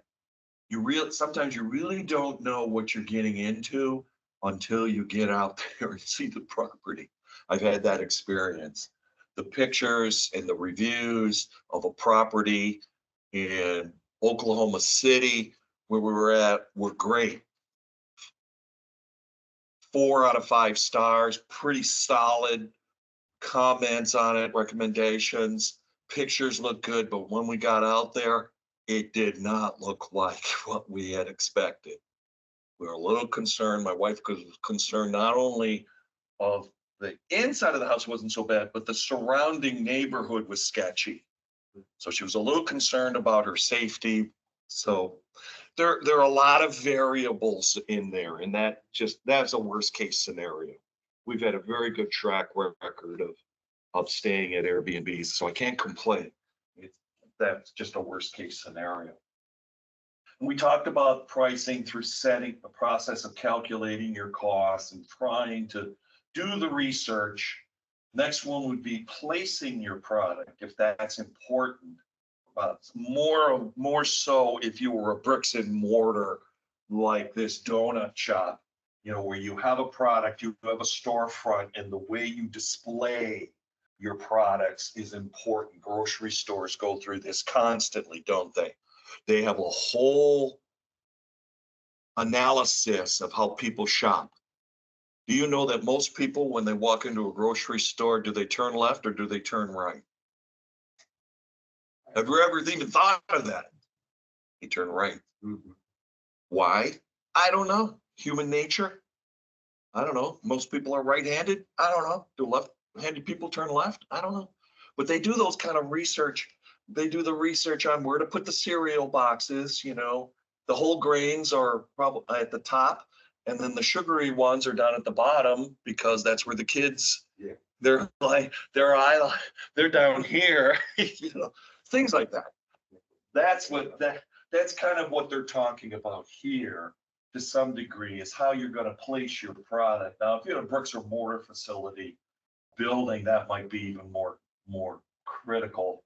The distribution channel, website, direct mail, word of mouth. What are the costs associated with a distribution? Well, if you have an overhead, you can imagine what this donut shop, this picture of this donut shop, their overhead would be pretty high, wouldn't it?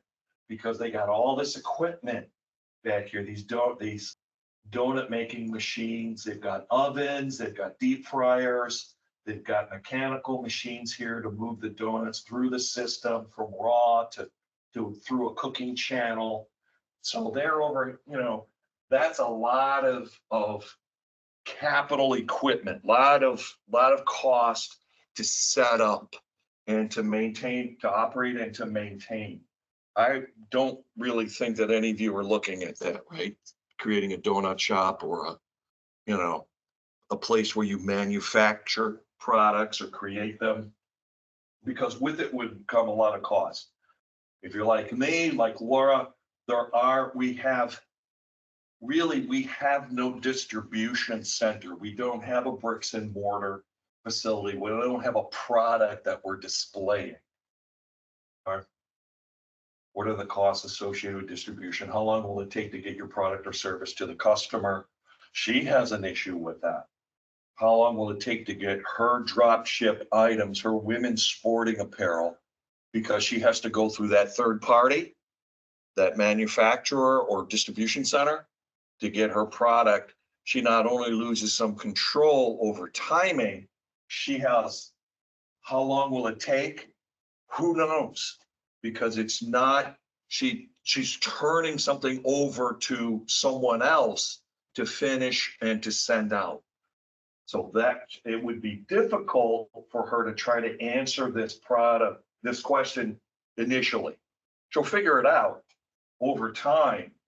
And I'm sure she's going to want to make sure that that time period gets shorter and shorter, so that when she receives the order, she makes the contact with the manufacturer immediately fulfills the order and sends it out immediately to the recipient. She's going to try to minimize that time lapse there. But that was something she would have to identify up front and then work on constantly. How are products packaged? Another scenario for a drop ship. How do they package it? Is it a quality packaging or displayed? Those are questions. Whenever you're dealing with a product, these are some of the questions you have to answer. And promotion. Last one, the last P. How are you going to promote your program or your service, your product? Through traditional advertising or through some kind of promotion? What kind of marketing materials are you going to use? Publicity? Are you going to focus on website? It used to be back in the day that trade shows were a very big source. Native Learning Center used to go to at least half a dozen trade shows across the country and pack and ship all of our propaganda, all of our stuff like this, you know, and flyers and stuff, and bring this all with us to these trade shows across the country. And that can get a little bit crazy. That can get a little complicated, you know, creating these materials, shipping them out. Right. So that's another thing, but you got a cost of, depending upon how big the product is and how much you have, it might be more than UPS can handle on their traditional shipping. You might have to go a step up, which is you put it onto a packing crate.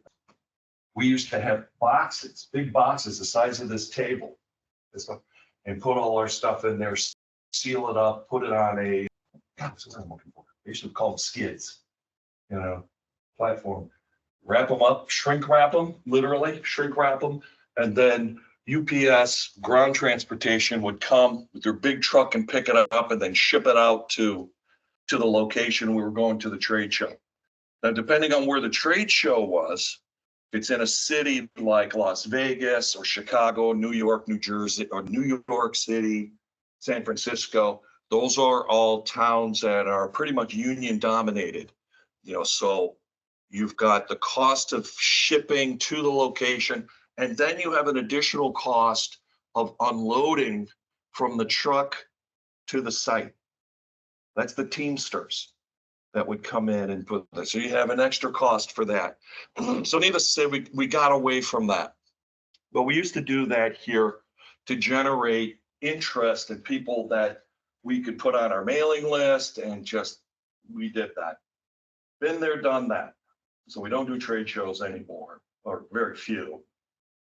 Website seems to be the popular way. I imagine that would be the way that you promote your product, primarily website for promotion. Okay, makes sense? Okay, let's look at the business plan part of this now. All right, we talked about the executive summary, talked about the description of the business in session 1. Session 2, we talked about organization and management and operations. Now, today, this morning, we're talking about industry and market analysis and the marketing plan. That's what we just ended up talking about. Industry analysis can help a new business owner like you to attain valuable information on the condition and climate of the business community as a whole. You want to know what's happening out there. If you're selling a product or providing a service, what's happening out there in the big picture? Got it? It's worth your time to do what's called an industry analysis, because it can also assist the new business owner in making decisions on, are you moving in the right direction to sell a product or to achieve your goals? Market analysis, a process that provides an ability to discover opportunities within a market, to know what your customers think of your products and assist in improving. It can inform, and data can assist a new business in preparing their business plan by gaining a deeper understanding. Basically, what these 2 slides are saying is you need to do the research. What's happening in the industry, how you're going to be able to market your program. We talked about this. What is a marketing plan? A process of identifying your customers and addressing how you will connect with them. A process of developing a price for a product, and so on. You want to try to articulate in your business plan the marketing component, how you're going to forecast, how you're going to sell your product or promote it and promote it. What is the price? How you're going to place it? Placement may not be as much of an issue because you probably don't have the bricks and mortar. You're not putting a display case in a window like a jeweler would, right? Placement is a very big deal. for those kind of business operations, a jeweler or someone selling even tires, the way that they stage things. So placement, not so much, but how you're going to promote. Do I need a marketing plan? Yeah, you probably do. How do I develop it? Gather information, social media, direct mail. You had mentioned TikTok over there for a second ago. Yeah, there's a lot of things, a lot of good ideas coming through there. That's probably a good place to look too. You know, customer satisfaction surveys. I don't know if anyone does that these days. Yeah, TikTok, even that type of business, it kind of. Yeah. That's good. It's a good resource. It's a good resource. Says TikTok has that. All right, so we're finishing up 3 here. Quiz, how do I establish a price for your for my product, for your product? Calculate your costs, estimate the benefits to customers, consumers, compare your products, services, and prices to others. B only, C only, A, B, and C. Yeah, all those things. I'm sorry, I don't have a mug to give. Yes, we did. I don't have a mug. Well, boy, yeah, good job. You just got verbals. Okay, here's an example. Here's Laura. Here's her business plan and the marketing component of it. Like I've been saying, you got to start somewhere. You're going to have to do some kind of a research. You're going to have to think through, like Eden did here, to think through how you're going to set this business up and how you're going to place it, what product you're going to sell, do the research, what's happening on a, literally what's happening on a global level. We had a little discussion here between Alaska and Florida and coffee kiosk, coffee, I don't even know what to call it. I'm saying a quick drive-through, to use your phrase, drive-through, is very common in Alaska. Do we see any of those around here? They're Alley Coffee. They have a location right off of Sheridan in 95. Yeah. Yeah, and that's just like a little, it's like a built store, like a physical store, but it's Yeah. just like a drive-through. Drive-through, okay. I don't see many. Do you see many? Oh, as an alternative to the drive-through, what I've seen that works at different events is like someone with like a pickup truck and then they have a trailer, but it's like a coffee truck that they just tow around with them and they go to an event, load it up, and then they set it up for, and then they go. Kind of like a food truck idea? Kind of like a food truck, but it's essentially just a coffee Yeah, thing, like trailer in the back. okay. We can put that anywhere. Yeah. But it makes me think of the guy, I go to Home Depot a lot, it's by my house, and there's a guy that sits out there, but he's not selling coffee, he's selling. Every Home Depot. Yeah, right, and he attaches it, catch this, he attaches it to his BMW.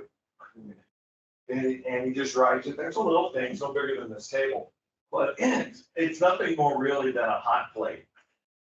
You know, that he drags there. But kind of the same idea. Instead of hot dogs and sausages, it would be coffee. I mean, yes, but you could go anywhere. I think that's the advantage of it.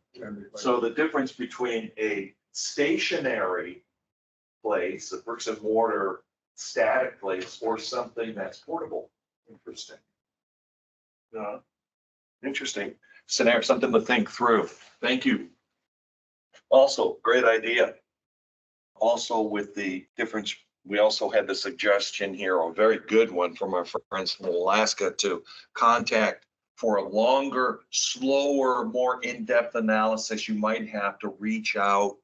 It's beyond what we can do here, but what she's talking about is contacting a university or post-secondary organization that provides a course on business startup. It's going to be probably at a slower pace. It's going to be probably more generic, probably not tribal focused in any way, but there's some good stuff out there. And I would take advantage of it. Also take advantage of the things that we've been talking about through SCORE, through Better Business Bureau, through SBA. And I'm going to save the discussion on any more on those resources until later this afternoon when we do a little deeper dive. The good stuff. Thank you, everybody. So let's move through this section relatively quickly, because I don't want to get confuse you too much on the accounting part. I'd like to move through this quickly so we can use this afternoon to talk about financing, which is important, and a deeper dive in section 6 here this afternoon on small business resources. All right. Do I need to do the review again? Do I need to go back to the beginning? You pretty much got it. This is kind of a repeat of the stuff that we talked about yesterday and today. I'll move through real quick since we took a lot of time earlier this morning to really go through this. Vision and mission, the two things we do on a state level, the two things we do on a federal level, the two things we do on a local level. We've gone through that. And then down there at the bottom, the business plan, the one thing that we do at an organizational level. So I call that the 2221, 2221, or 7, the big 7, so to speak, things that we all need to do to start, regardless of the business we're going to start. There are 7 things we need to put in place at a minimum. You can look at it that way. Then we talked about the business plan, executive summary. I showed you examples of a business plan regarding the executive summary, and then you did this. You did, well, not this, but you did your own version of it. Welcome back. And so we did that yesterday morning, and then we went into session 2. We did an analysis of sole proprietor, partnership, and limited liability company, pros and cons. So now you have a good idea of that. And you did the corresponding, you worked on the corresponding business plan associated with that, management and operation. Okay, we talked about the real scenario here.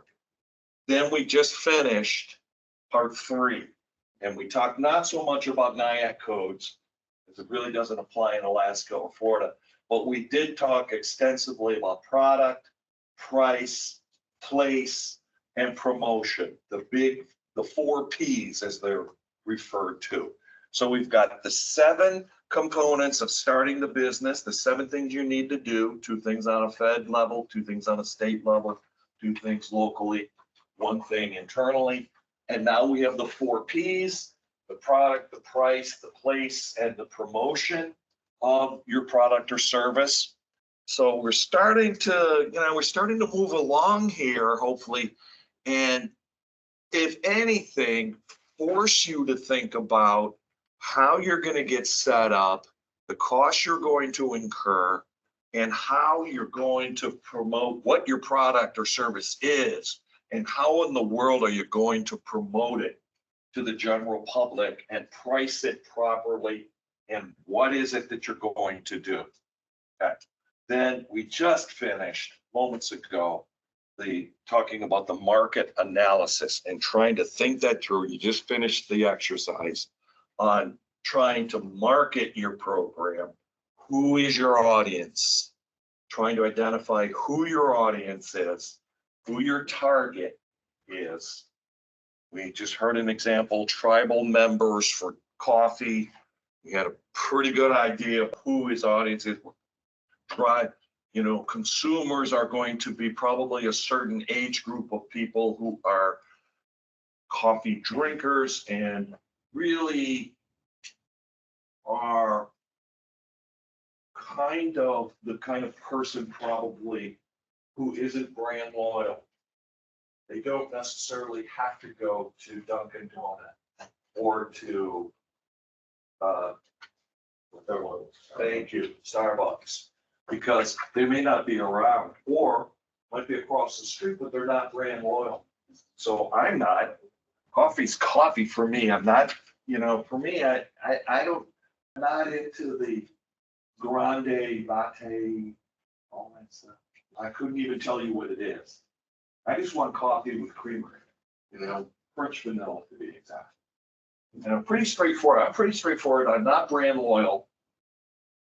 Although I'm in a lot of airports, so Starbucks is there, but I don't get anything fancy. So it's just, I use it because it's there. So non-brand loyal people that are willing to get, come through and get coffee and blah, blah, that sounds great. All right, that was 3. Now we're going into some accounting stuff. We need to get kind of a basic understanding. I'm not an accountant, I'm not a CPA, not an auditor. So we're not going to approach this from a CPA angle. I'm not going to get into debits and credits and, I'm not going to treat this like a CPA would do that. If you want a deeper dive on small business accounting, more than just a surface review like what we're doing here, then you probably want to look into the course or contact our friends at SCORE. I think SCORE is from time to time offers classes on certain accounting features, how to create a balance sheet, things like that. I do tell you what I did do, because I'm not an accountant.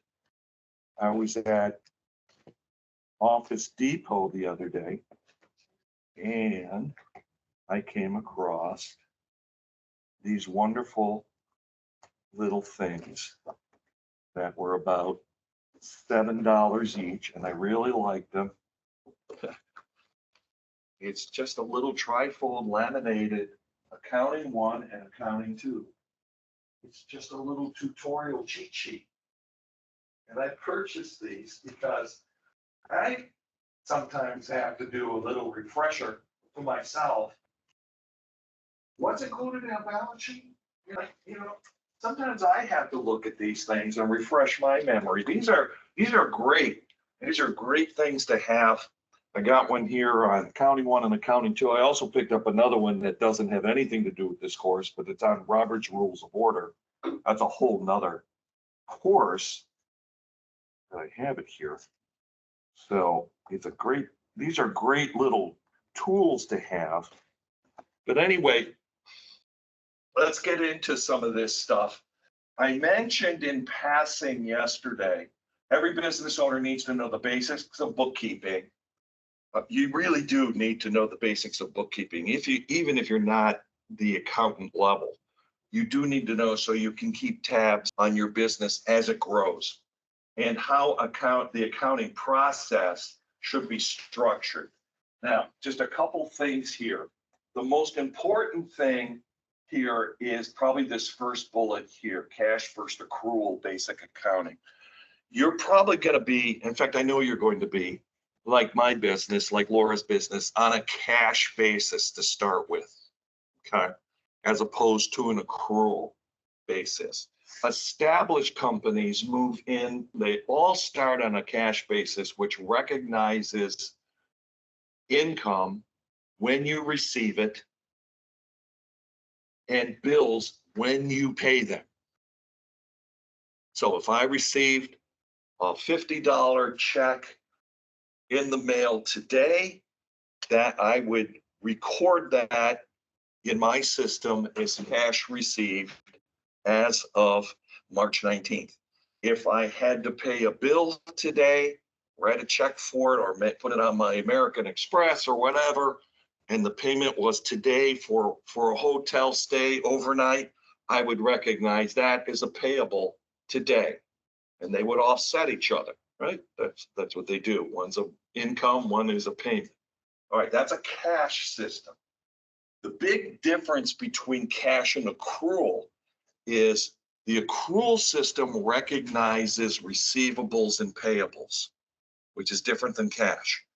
If I received the $50 payment today, as I mentioned, I put that down as cash received, right?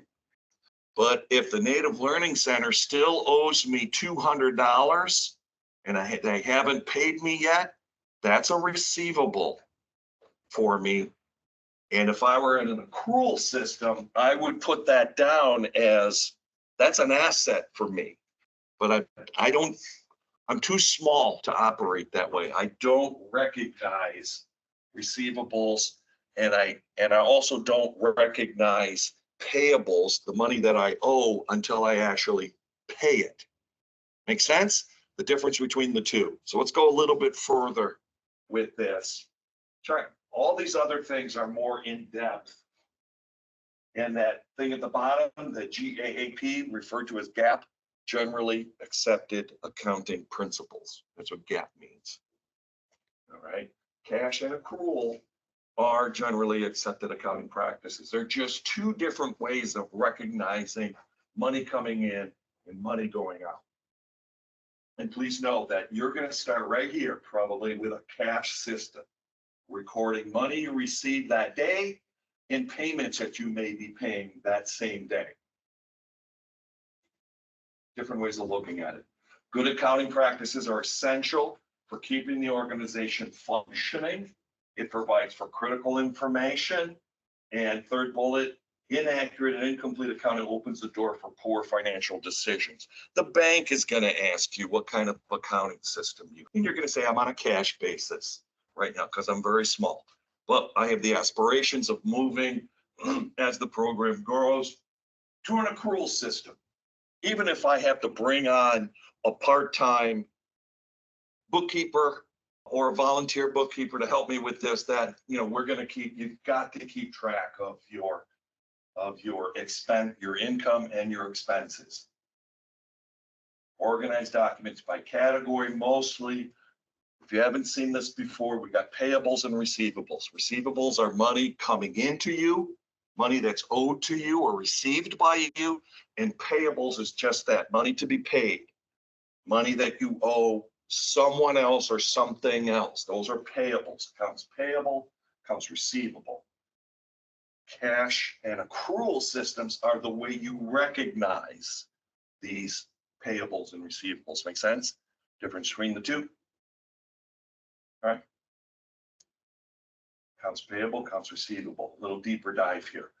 Payables, accounts payable, your organization's money that is owed to another organization or someone else should be shown. It's typically shown as what's referred to as a liability.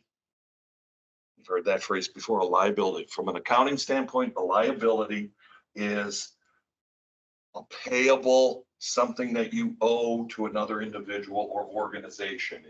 And if you get to the point where you're doing financial statements, it's going to show your accounts payable will show up as what's referred to as a liability, as opposed to, well, we'll get to that in a minute.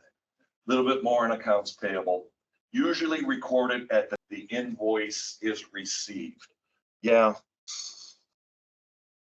If you're on an accrual system, yes. So if I get a bill, if I'm on a cash basis and I get a bill for something, I'm not recording it just yet. I'm going to record it when I make the actual payment, right?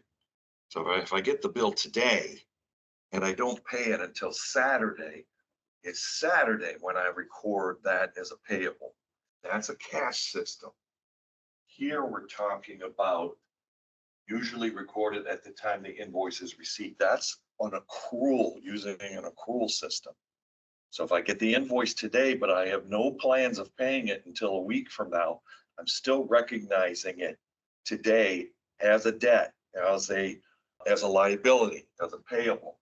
But I would only do that if I'm on an accrual system. Startups, no need to get into an accrual system that quickly. You're going to start with a cash system and only keep track of, most likely, of payments when you actually pay them and money when you actually receive it. That's cash, referred to as the cash system. When invoices received, once monies are reviewed, okay, that's more of an accrual. Receivables, the other side of the coin here. Money to be paid to you, to your organization, to your company from someone else or some other organization. Should be shown as an asset on your financial statement. Now, for example, for me doing this training, the Seminole Tribe of Florida through the Native Learning Center system will owe me X amount of dollars for doing this training. And that every time I do this for them, it's the same scenario, depending upon the length of it and the in-depthness. But anyway, that would be a receivable, but I'm not going to, I'm on a cash basis. I'm not going to actually recognize that as as money coming in until I actually get it. Now that could be, it's probably gonna be a month from now before I actually see the payment. Doing the course today, but it takes time to generate the actual payment from the tribe's accounting department. We're working on making that go a little faster, but that's it. So, because there's this long, you ever heard of the phrase net 30? Net 30. Net 30 in accounting terms is they're talking about not receivables, they're talking about payables. Net 30 means that when I'm done here and I send an invoice to the Native Learning Center for the time spent here, they in turn will send it to the tribe's accounting department. The tribe's accounting department will process it for payment. And they have a rule of thumb that is they'll make payment and what they refer to as a net 30. They're giving themselves, and they tell all their vendors, within 30 days, we will make the payment, give or take. That's why the net is their net 30.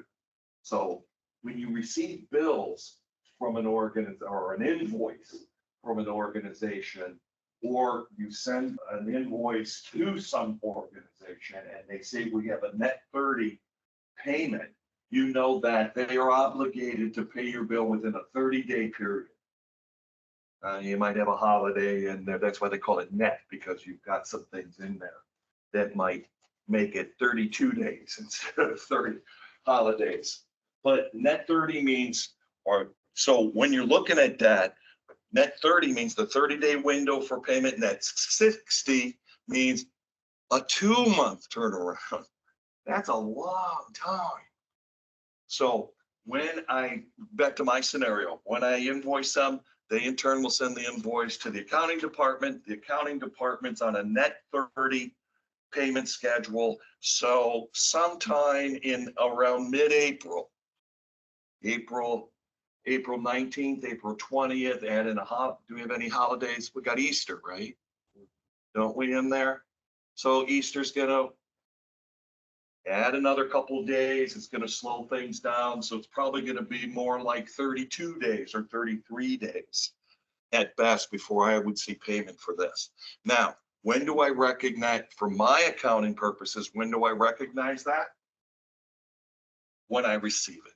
Not now, not this afternoon, when I'm done, or tomorrow, or even next week, but somewhere around April 19th, April 20th, when I actually get the check. And if you're working as a vendor for the Seminole Tribe, how do they make payment?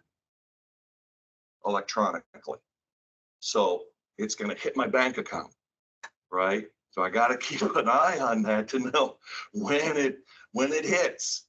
And then I'm going to recognize it finally as a receivable. That makes sense? If I were on an accrual system, I would recognize it today, this afternoon. As soon as I'm done, boom, I'm done. Time to invoice. I would recognize, if I were on an accrual system, I'd recognize it today as a receivable, yet to be paid. Those are assets. Making sense? Okay. Cash system, accrual system. We're primarily, all of us in this room, with the exception of the Native Learning Center, are on a cash basis. And there's nothing wrong with that. That's where we start. That's where we all start. We recognize income, we recognize expenses when they actually occur. It's a cash, called a cash accounting system, as opposed to a series of invoices that are yet to be sent, or that have been sent but haven't been paid because of a net 30 or a net 60, and we're waiting. That's the accrual system. Now there is, I don't want to blow you away with this too much. A lot of information here, but basically this is just a screenshot of Laura's expense, just her tracking system. It's pretty simple. You might have something similar to this. So I want to show this to you. Across the top, the band across the top there are her revenue sources. Name, Crazy Kitchen Mom, year 2000. If you can't read that, it says 2022. 2023 was very similar. income source. She really has one main income source. Remember, she has passive income. And the passive income for her comes from this organization called Media Buying. And as you can see, every month she's got income from ads and all that kind of stuff, the passive income for a total down there on the far right of something around 11,500 in that neighborhood. And she's got a couple other small things here. So her total income for the year was just shy of $12,000 gross income. Now listed below here, this whole section below, here are the expenses for listed across January, February, just like above. You can from January through December, and here are the expenses. There's about 30. What do you got? Yeah, about 30 of them, 36 to be exact, I think. Expenses, and really kind of, not, there are a bunch of them listed here because they're carryovers from last year, but there's not a lot of activity here. If you really look at it, there's something from the state here, name renewal. Told you about that earlier, the name renewal. There it is. There's some fees there. There's a cluster of fees here that occurred in October, PO renewal, a couple other things. And then this one, it's called Big Scoots.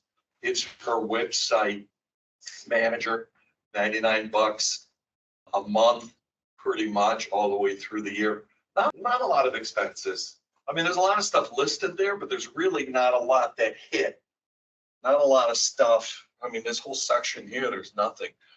The only reason they're listed here is they came over from last year, so we don't forget that from time to time we use these expenses, even though we didn't have anything in 2022. You need to do the same thing.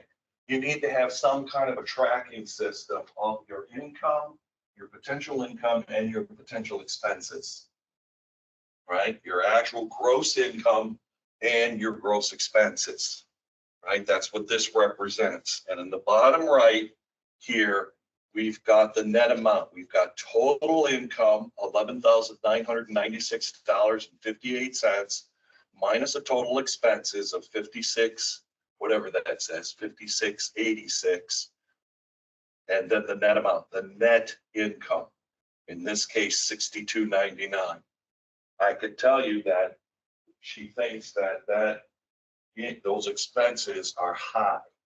And she did everything she could do to try to lower those expenses in 2023 to bring expenses down to around $2,500. So 2023, she had a little bit more in gross income, or closer to 15,000. And her expenses, she did a really good job of trying to hold her expenses down to 2,500. So her net income for last calendar year was 15,000 minus 2,500, 13,500. A considerable increase from the $6,300 she had 2 years prior. This is a great tracking system, something you're going to have to do. Oops, I didn't mean to do that. Something you're going to need to do from day one is keep track of your expenses, because you're going to incur expenses right out of the gate. Name recognition, all the state things I was talking about, this name and articles, the things, your startup costs are going to be in your very first month of operation. Well, for you guys, it's going to be out here, 2024, probably not even March, April, May, or June. You're going to, your first areas of insurance are going to be, first areas of expense are going to be your startup cost. Also in here, you don't see it, at least I don't see it off the top of my head here, insurance. There's going to be your $500 plus or minus of insurance costs, right? Your general liability that you need, that's going to be on here. One of the big things that pushed her expenses up in 2022 is she bought herself, I forgot about this, she bought herself a MacBook Pro. So there's almost, it's just shy of $3,000. Big expense, but not very often, right? How often do you buy yourself a MacBook? You know, hopefully not very often. So she absorbed that cost. That was 3,000 of her total of 5,600. So that was more than half. So when you really look at it, she bought herself a computer, but it makes up for almost half of her expenses for the year. So she really is around $2,500 in expenses, which is what her target was. And if you look at her business plan, that is what she's articulated in her business plan, to keep expenses low as possible, around 2,500. But she knows what her expenses are because she's been in business for 7 years. You're not going to know that yet. You're not going to know that, what your expenses, what your real expenses are until you're into it. So you're going to have to try to estimate what they call that a pro forma. A pro forma, which is an estimate of your income, an estimate of your expenses in your business plan, in your accounting system, pro forma. The bank may use that term. They may want to know what your potential is for income and your expenses, and they may refer to it as a pro forma account. Can you show us a pro forma expectation, basically, the Latin term? Pro forma, 2 words, pro and FORMA, pro forma. Basically, your best guess within reason of where you're going to be in your first year of operation. You're not going to look anything as sophisticated as this. You're going to know what your expenses are, probably more than your revenue, because you're going to have your startup costs here. You're going to have your insurance startup costs. You're going to know that. But when it comes to income, it's probably going to be a guess on your best guess on your part. And that's expected. You're new. But as you develop, as you grow next year, the following year, your accounting payable spreadsheet, receivable accountables, is going to look more and more like this, where you know where your revenue's coming from. And like Laura, she can now, 7 years into it, she can pretty much predict where her monthly income will be. Here we are in March. She can tell me now what she thinks her income will be in September. She knows. Also, in her scenario, she knows that Mediavine, which is the parent company that pays her the passive income, they are on a 3-month delay. Talk about a net 30. They're more like net 90. So whatever she did, whatever income she generated for October, November, and December, she would get payment for that 90 days after the end of that period. So 90 days after December 31st would push her out to 1, 2, 3. She'd probably see payment for that period of time the first week of April. She now knows when that'll occur. She has a good idea. October, November, December are big months for food blockers, if you think about it. You've got a whole bunch of holidays smashed in there, right? That's a big, big money-making time. She planned for that period of time, October, November, December of 2023, 6 months prior. 6 months in advance, she was preparing for what she was going to do for Thanksgiving and Christmas of that same year. Does that make sense? She knew how to plan for that. Now she knows how to plan for that. Now she knew how to do that. So she could tell me within pretty good accuracy what her income would, how much she would be receiving in April of, let's say April of this year, coming up, 2 weeks from now. She'll know what that, pretty much what that number is going to be.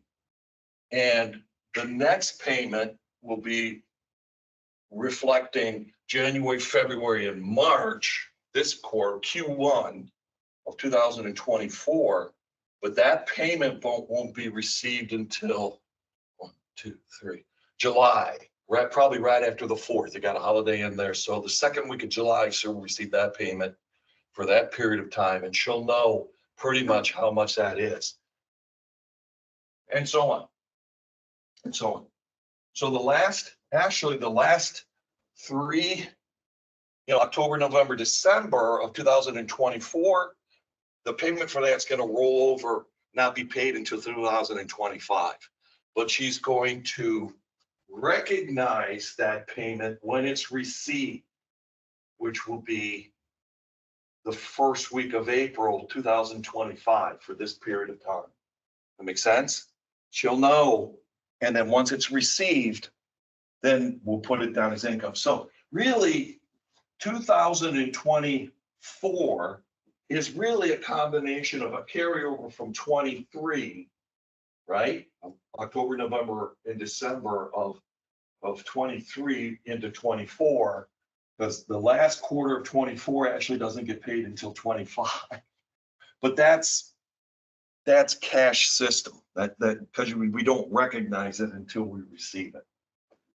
Banks are going to ask you for a pro forma estimate of this to the best of your ability. Can you do this? That's why we're going through the motions here, trying to figure out what your product is, who your clients, customers would be, what kind of potential do you have to generate revenue, and what are your legitimate expenses other than your startup costs. That's why we're going through these motions here to try to figure that out. We talked about cash and accrual. The big difference, cash on the left, simpler way to for financial records, and that's where we all start. Records income when it is actually in your hands, when it's received, and expenses when you actually write the check and send it off, or do a Venmo, or do however payment, when you actually do it.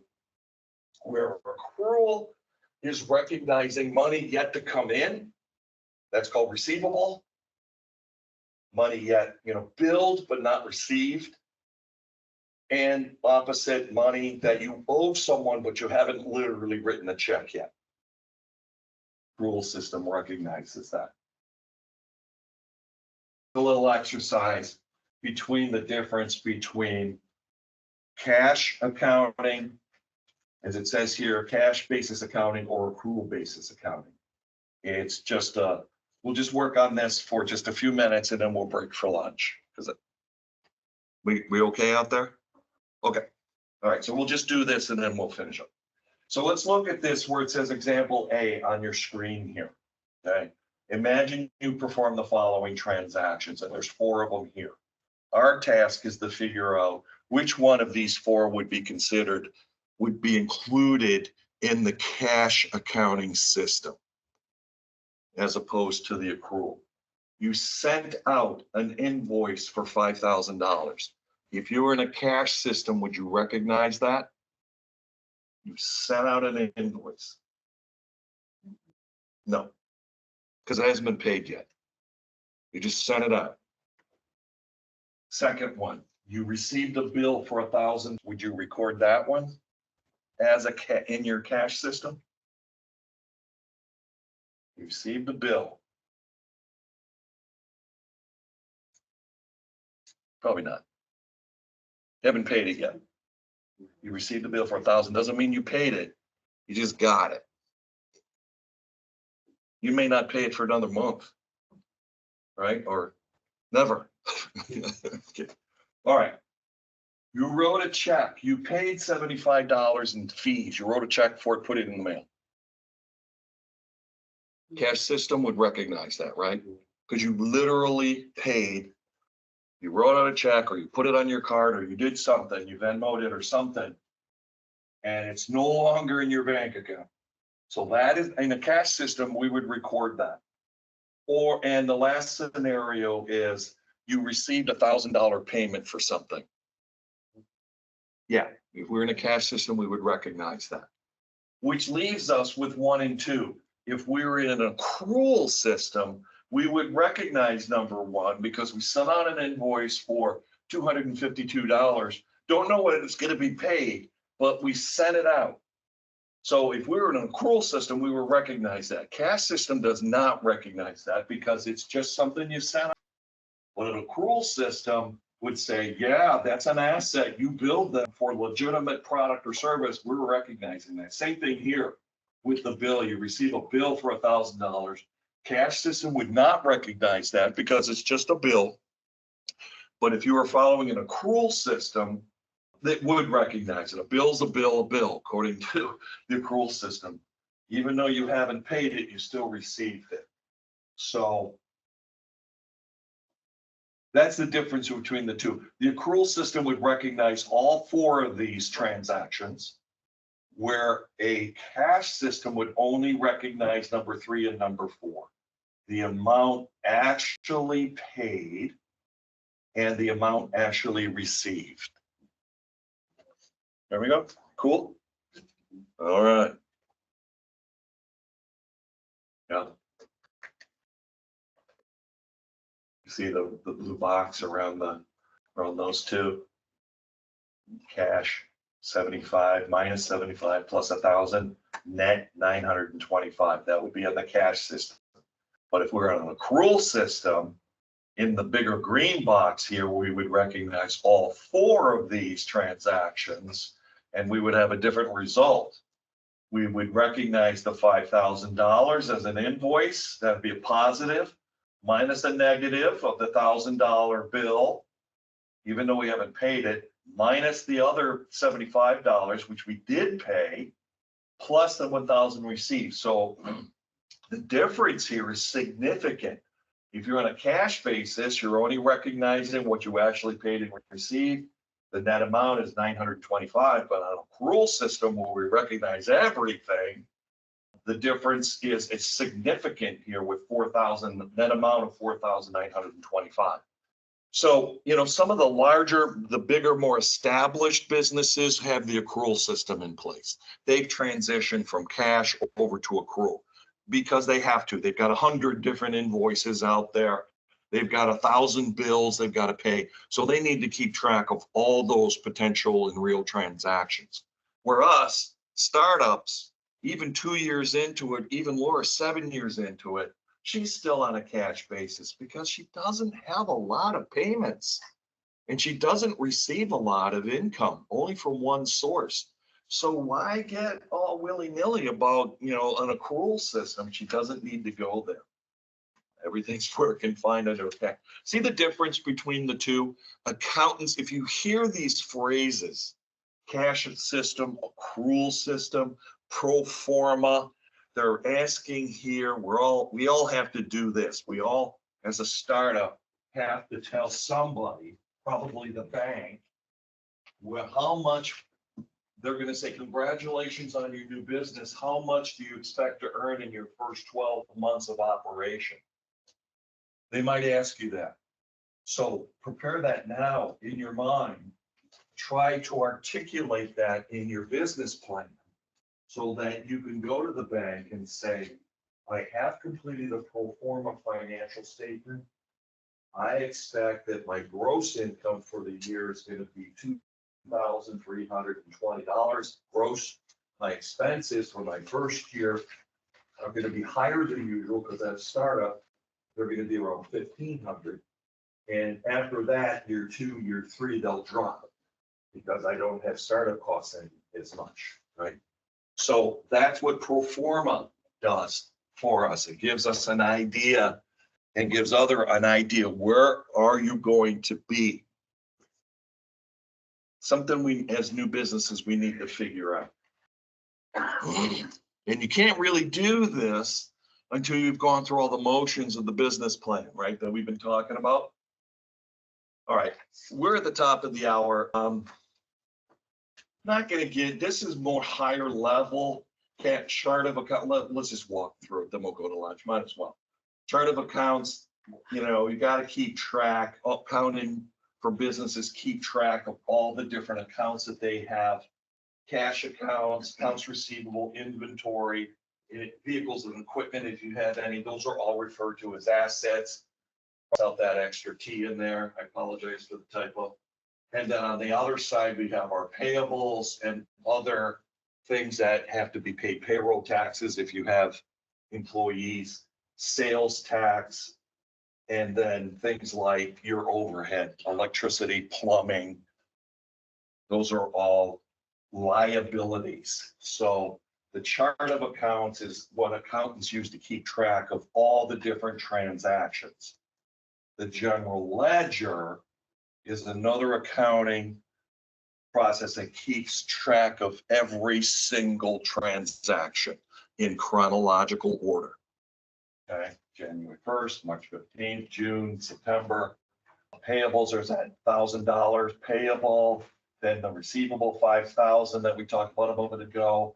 So the general ledger keeps track of all transactions. This is what your bookkeeper or, your accounting system, when you get to the point of taking it beyond what Laura had on her spreadsheet, we keep track. A lot of accountants use what's called a general ledger. All right. And then there's other financial reports. Not going to get into this too much. These are accounting, balance sheet, income statements. These are down the road. You're not going to see this in your first year.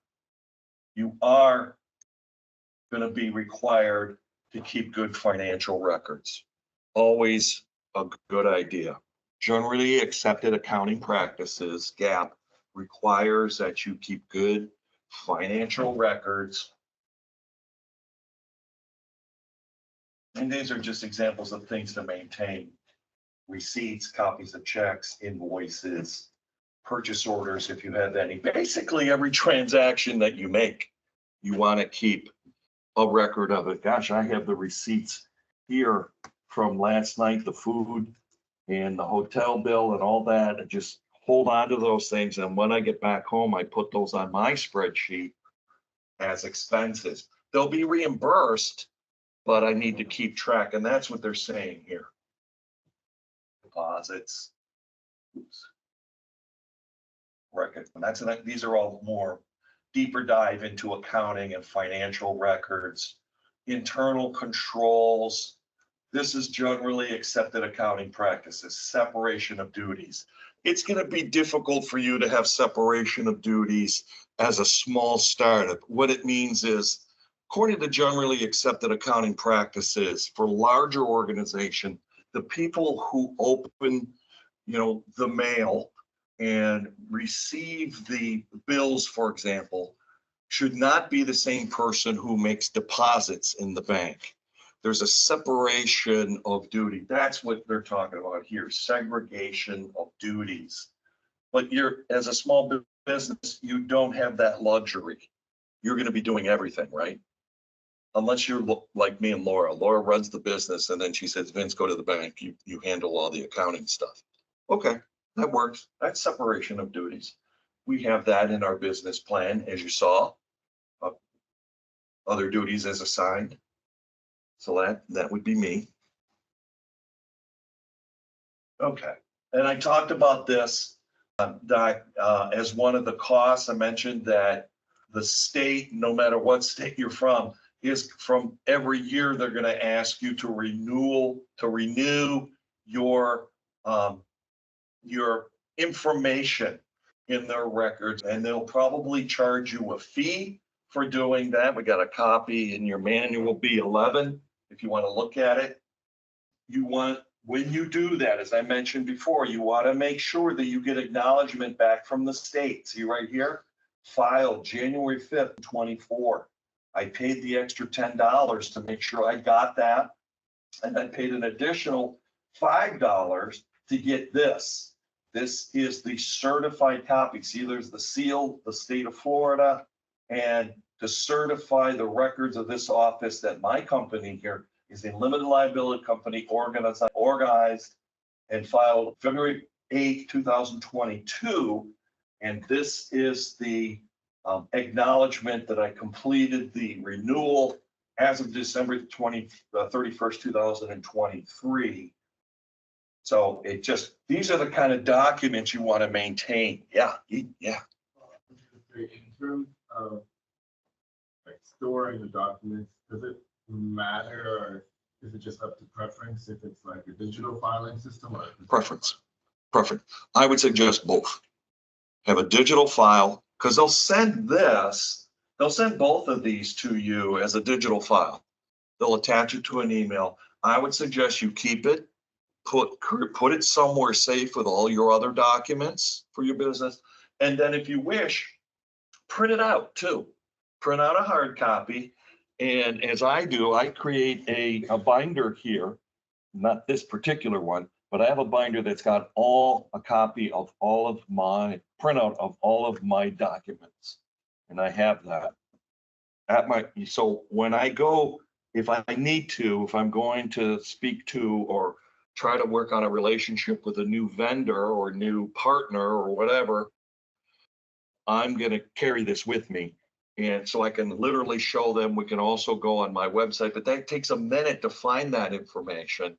When I have a hard copy, I can say, here, look, here, that I'm real. I'm not a hobby. I'm verified by the state. I am good to go. So good question. Let me skip over that. These are tax things that we really don't need to get into at this time. Okay, let's go to lunch. When we come back, we'll do the business plan stuff. Sorry to keep you hanging. Business plan, back to that. We covered executive summary. We covered the description of the business in session 1. Session 2, we talked about organization and management and operations. Session 3 that we talked about this morning, marketing analysis, marketing plan, and then just before we broke for lunch, we talked about accounting and financial analysis, accounting stuff. Just a couple screenshots here, photos, screenshots of some examples of company industry. This is out of Laura's analysis, her business plan. She did a company industry analysis, and her research shows that the blogging industry, I think I talked about this early on yesterday, 28 million internet users back in 2017 in the United States, updated a blog at least once per month, and it's estimated that the total number of bloggers is set to reach 31 million users by 2021.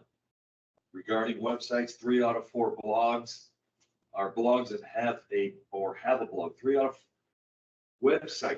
of 4 websites are blogs. 23 of social media posts include a link to a blog. So it's very, very common, very, very popular. Industry projection gives a definition. And even down there at the bottom, she's got some information on ZipRecruiter. That's 2021, 25 percentile of the annual net income is $25,000 for food bloggers in the United States, with 75 percentile at 50,000 and top earners at 72.5. As I showed you from her spreadsheet, she's nowhere near those numbers because as much as it is a business for her, it is part-time. So maybe one day she'll get to that point. But what I wanted to show you here is the projections of the industry that she did. She wanted to know what was happening. You need to do the same thing. You need to kind of take a look, what's out there? What are you competing against? And then she's got here some financial projections, company projections in 3 different breakouts here. She's got company break even occurred in 2019 after 2 years of operation. 2020 gross income was 11.6 with expense of 53.27 for a net income of 62.79, which was, that's healthy. Then her projection at the time, remember she did this in 2017. Minimum growth of 15% is projected for 2021 with a gross income of 13,000. Expenses I think she kind of lowballed it here, 1,500, more like 2,500 for a net earnings of 11.5. So she's given some projections there. aggregate growth of 25%. This is what the bank might be asking for you. What kind of growth potential do you see your company? She's got aggregate growth of 25% is projected for 2022 with gross income. She makes some projections there. So that's all well and good, you know, company projections. And then here in her financial plan, she's got some income sources, kind of a spinoff of what we saw before, 13,000 current income sources included, but not limited to that media buying, that passive income that she was talking about. Continue to add some expenses. We talked about expenses. You saw it on our spreadsheet. So, all right, we're done with this section, which is small business accounting. We're going to go into financing in a minute. A quiz here. What are the things to maintain when documenting company expenses regarding cost, receipts, checks, invoices, regarding approvals, if you have such things, signed purchase order, approved invoices, request for payment, regarding goods and services received, packing list, only A, only B, all of the above. By now we know it's all of the above.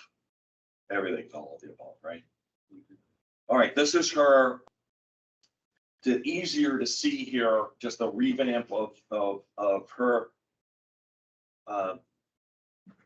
projection of income source and expenses, just a cleaner version of what I showed you a couple slides earlier. Her income source, she makes a projection here, 2021 through 2024.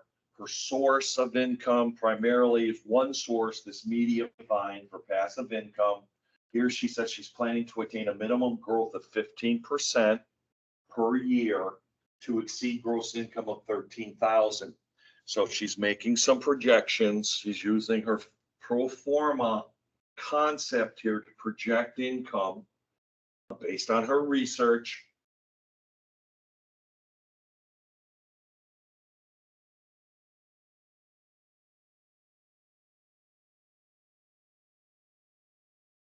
You know, some of her major areas of expense. The banks might ask the same question of you. Where is your income coming from? What are your expenses going to be? And where are they coming from? So let me get rid of this one and go into the next one. Okay, we're going into 5. And what we're going to be talking about is right here. That is understanding small business financing now. Not so much accounting, which is day to day, but financing. How are you going to get this thing going? Get this business going. I'll skip over the review because we've gone over this several times now. I think we know where we're at. I don't think I need to do. We're a small group. Don't need to do a whole lot of review. All right, let's get into funding the business. Where are you going to find this stuff, these funds for your startup? Here's cost money to start a business. We know here are the 6, more realistically, here are the 5 areas that most small businesses use to start up their company. That is self-funded, or number 2, venture capital from investors. Number 3 is crowdfunding. 4, bank loans, and 5, small business administration. Okay, your 5 go-to. So let's look at each one of these a little bit closer. Self-funding is the usual go-to. All right, self-funding or bootstrapping, if you've ever heard that phrase before, that is the term that's normally referred to as, I did this myself. You know, I started my own company. I used my own money to start my company. That's what bootstrapping means. Self-funding comes in the form of turning to family, sometimes friends, using your own savings account, or even tapping into investments that you might have, like a 401k or other investments, known as bootstrapping. The pro side of it is, again, you retain complete control because you are the funding source. You and maybe your family or friends that have provided. The downside is you take up all the risk. Again, you take up all the risk yourself by doing self-funding. And oftentimes in doing something like this, we end up leveraging your own financial resources, second mortgaging your home. You've heard that before. Oh, I put a second mortgage on my home to fund this business. Hopefully you don't have to do that. Yes, sir. Question. I don't know if you could answer this fully, a financing question, but in your expertise or in your opinion, let's say you had someone that had funds set aside so they could self-fund it themselves. Let's say they had 250K in the bank towards their business, or they could take a loan from the bank for that 250K. What is the smarter financial decision to make? Either go out or use the bank's money while you still have cash on hand. Or a combination of both. Or- Yeah, maybe that's the way to go. Both of those are good options. It depends on what the bank could offer you in the way of interest rates, what the terms are, terms and conditions. If, you know, in today's market, you might be able to get a bank loan that's relatively low. But if you're gonna go seek a loan, you may want to go not only think about a bank loan, but let's look at SBA. Before you go to a bank in a traditional sense and look at business loans there, make sure you explore or theoretically look at all your options first. But there's no right or wrong answer there. It depends on how cash strapped you want to be. If you use your own money, then, you know, you run the risk of losing that money. And yeah, I hate to, you know, I don't know if you are in a position or you theoretically are in a position to do that. So those are both good answers. And I guess it depends on the conditions that you receive that the bank is willing to offer you. Low interest rate might be too good to pass up, you know? Even today, they still have low rates right now. Yeah, you might be able I to don't know if find there's any something. correlation with like the housing market with that, like how the interest rates affect business loans or not, but it carries over. Yeah, there's a relationship between the two, but every bank's gonna be a little bit different. But like I said before you tie into a bank and make a commitment, you wanna make and look and see what other options you have out there. SBA, and we'll get to that in a minute. I'll show you, we'll dig a little deeper on that to see if they have opportunities for you for loans. So that's bootstrapping. The next one is venture capital. Shark Tank, have you seen the Shark Tank show? They're venture capitalists, all of them. Mr. Wonderful, he's a venture capitalist. So are Barbara Corcoran, Mark Cuban, Damon John, Lori Greiner, Robert Haverchek, Mr. Sunshine, Kevin O'Leary, and all the guests that they have on there. They are speculative investors. And when you see people go on to the Shark Tank, they're talking to venture capitalists where they're asking the shark to give them money for a percentage of ownership of the company. That's what they're asking for. You hear them, they'll come in and they'll say, we want you to give us $100,000 for 5% stake ownership in our company. Well, you can do the math. If you're asking for $100,000 from a shark for 5% ownership, what would they value their company at? You can do the math.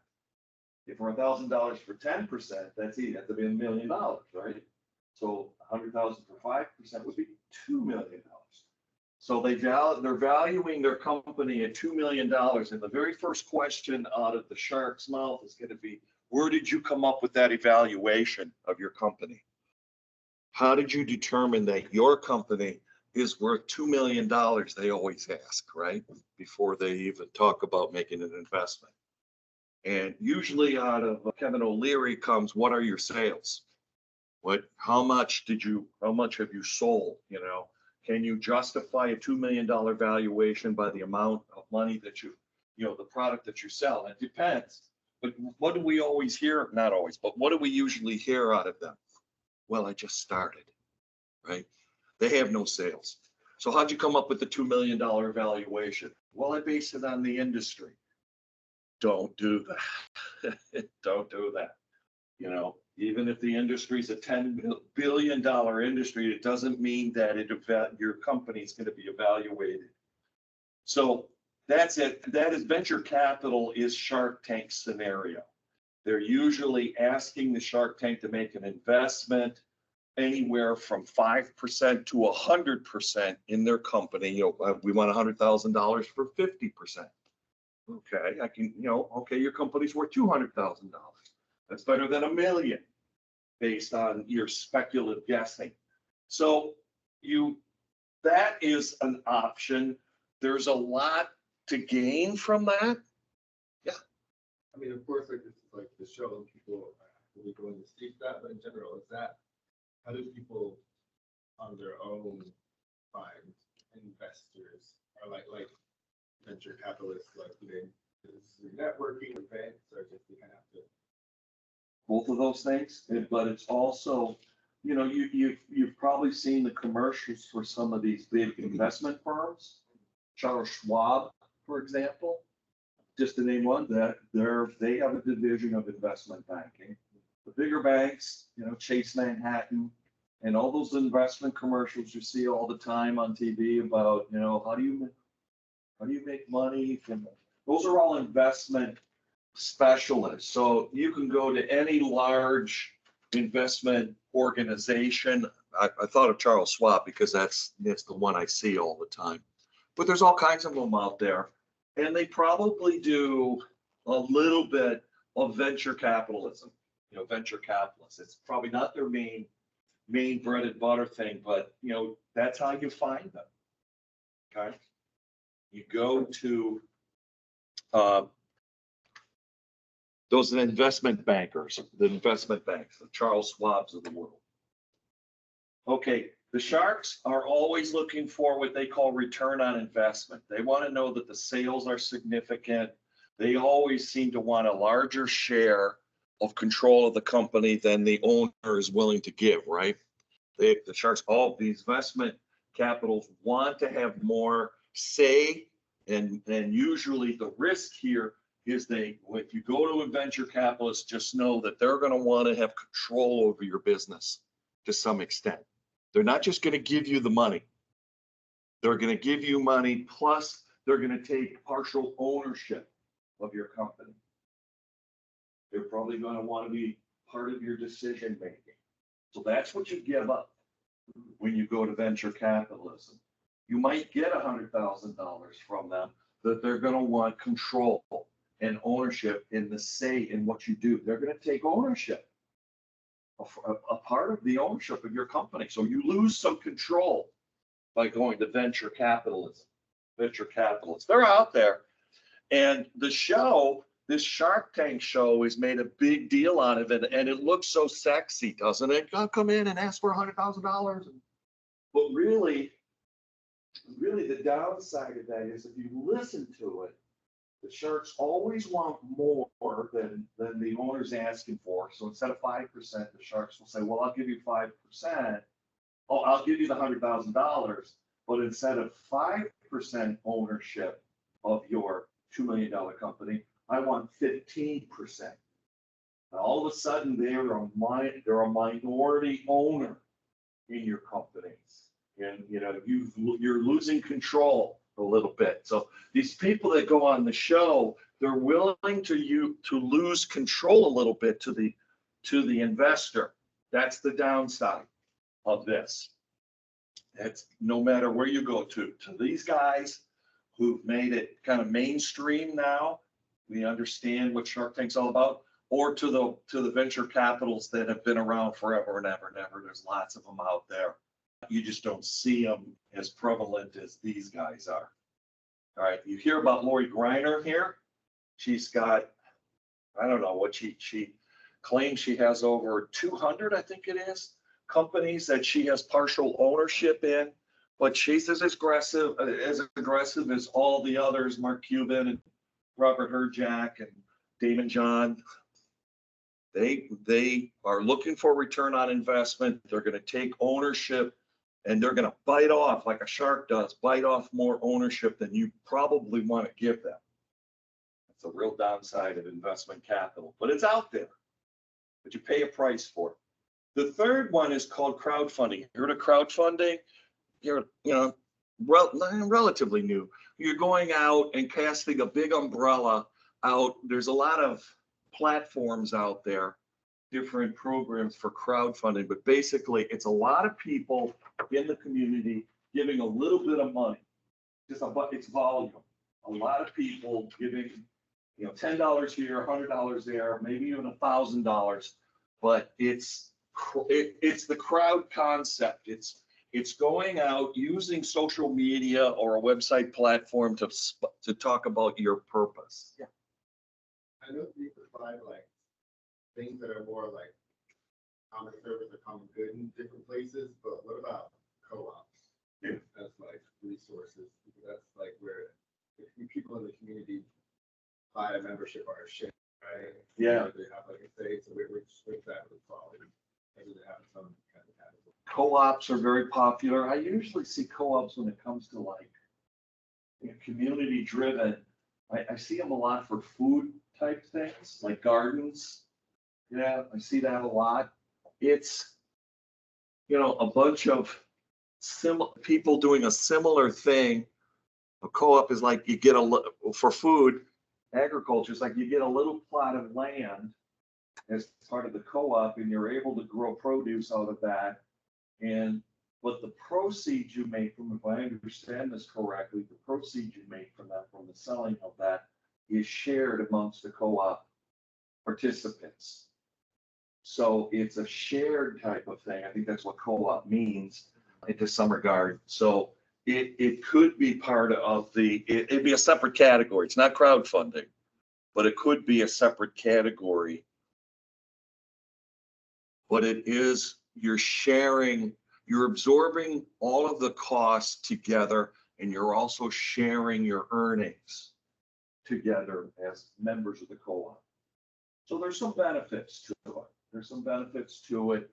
It's probably not going to be a money-making venture. It's not designed for that. It's more of a community service than it is a money-making venture. And I think, correct me if I'm wrong, because it's more of a community service, they tend to be nonprofits, where we're talking the other side of the coin. We're talking for-profits. So co-op isn't a real good fit for a for-profit entity. It is for a nonprofit, but it is an option. So crowdfunding there's several platforms you can use. Heard about it recently that the Olympic gymnast, I can't think of her name, Mary Lou Retton. Remember her, the gymnast from back in the 80s? She won gold medals and all this stuff, but she got sick. And her daughters came together, daughters are in their 30s. They came together and they put together a crowdsourcing. She didn't have insurance. She didn't have health insurance, or it was weak. So her daughters came together and they put together a crowdfunding opportunity. They told the story. They sent that out using all the social media platforms that they could get their hands on. And they raised like a couple $100,000 for Mary Lou Retton medical expenses. But they used crowdfunding as a source to do that. Theoretically, you could do the same thing. You could go out and do the same thing. Usually, crowdfunding is used in situation where there's what am I trying to say? Where there is where there's some kind of passion, where there's some kind of like an accident or a need, that type of thing. We can't pay our bills, or we were displaced from our home because of a hurricane. Like a GoFund? Yeah, go-to fund. Yeah, that type of thing. And usually those are driven by acts of nature, or usually we see crowdfunding stuff come up around Christmas time. When we see a lot of promotion for homeless and folks with disabilities, and they're using usually nonprofits are promoting crowdfunding, amongst other things, to raise money from a bunch of people to create a pool of funds. But crowdfunding is an option, but with it comes storytelling. You've got to have some kind of story that pulls at the heartstring, right? That is emotional. So, because that's where a lot of crowdfunding donations are driven from. But it is an option, and so is a bank loan that we talked about before. That question came up just moments ago. What to bring to the bank is what we talked about earlier, driver's license or passport, and then your corporate startup papers, your startup stuff, the EIN number, articles of incorporation, and anything else that you might have, your insurance, previous tax returns if you've been up and running for a while. Here's a QR code to nerdwallet.com, real nice read about get bank loan from a different perspective. You may want to download that or go to nerdwallet.com and look up business checking account. Get some good information there. What to expect from a bank. They're going to ask about that pro forma expectation of how much pro forma accounting to show what kind of cash flow you're expecting, because they want to know, they want to determine their return on investment, ROI. They want to know if they're going to invest money in you as a loan, that you are not just a hobby and that you have income potential. So they're going to ask you for, if you don't have it, they're going to ask you for that pro forma statement. And it's this, your profit, your cash flow, what are your projections? You've got to be able to articulate in your business. They'll probably ask you for your business plan too. And your business plan needs to reflect all of this stuff. They need to match up. Okay. If you have previous tax return or financial information, they'll want to see that. They'll probably want to talk to you. Obviously, they're going to want to talk to you before they give you a loan. And you need to know what the rates are, terms and rates and conditions. Just like when I went to Bank of America to start up my business account, I wanted to know what the terms and conditions were. One of the terms was minimum balance of $5,000 to get the business account, or a monthly fee of $26, which totals, if you add it up, it totals less than $300. So it was an easy decision for me to say, I'll keep $300 in the account and pay those monthly fees and not tie up $5,000 just to waive the fees. It didn't make any sense. So you need to find out what the terms and conditions are of your bank loan and see if it's favorable to you. So in other words, don't just take things at face value. You've got a bank you use for your personal finances. It doesn't necessarily mean they have the best rates. Maybe they do, maybe they don't. All right, these are some of the financial statements, but this is down the road. You wouldn't have financial or tax records like this yet. All right. SBA would be the fifth one. And this is what I'm recommending that you go before, along with going to the bank for your business account that you want to set up at some point, before you go to the bank for a potential loan for your business, check out SBA, the Small Business Administration. They have a series of things here, business guide, funding programs, which we're going to look at in a minute, contracting, learning center, local assistance. 5 things that they offer that are worth their weight in gold, I think, to small business startups. So we're going to look at each one of these briefly. Well, of course, the 6th one's the tribe. All right, we'll get to that. And I guess we'll get to the SBA in a minute. Keep that in mind. There are 5 things that we're going to take a deeper dive. But before we get there, we've got our business plan. I need to go back to that just for a minute and make sure that we acknowledge accounting and financial analysis, financial funding your program. This is a snapshot, a screenshot of my wife's financial plan, income source at the top, expenses at the bottom. You've seen this before. I put this up before, so I'm not gonna do it again. Let's keep moving on here. Okay, that was session 5. We talked about understanding the business, the small business financing. We talked about funding the business, the bootstrapping, capital, venture capitaling, SBA, which we'll get into the next section. That's what I wanted to say, the SBA. Drill down on SBA is coming up next. But we talked about small business financing, and we talked about developing the business plan or continuing the development of your business plan as it relates to financing. You're going to have to articulate in your business plan how you are going to finance your company, how you're going to get it started. Are you going to use your own money or family money? That's bootstrapping. Or are you going to get a loan, a bank loan? Are you going to do any funding at all? So that needs to be part of your business plan. You need to think that through. All right, let's go to the last session here. And that is more information on resources, including SBA. So let's, unless you have questions, we'll go into it. That we're gonna discuss the 5 in this. Okay. And they're probably gonna, if they do that, they're probably gonna ask you the same, to provide the same things that the bank would ask you. They're gonna wanna know, what is your business plan? What do you plan? Is it real, what is your business? Does it fit into tribal needs? And then they're gonna ask you, like the bank, they're gonna ask you for your documentation, your startup documentation, just like a bank would, to show that you are a legitimate business.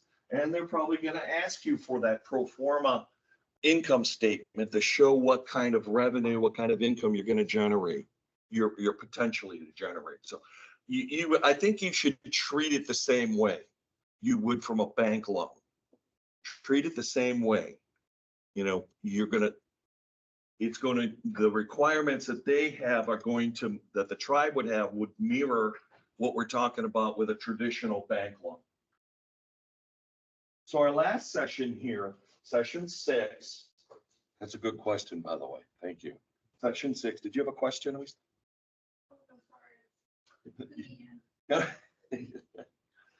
Okay.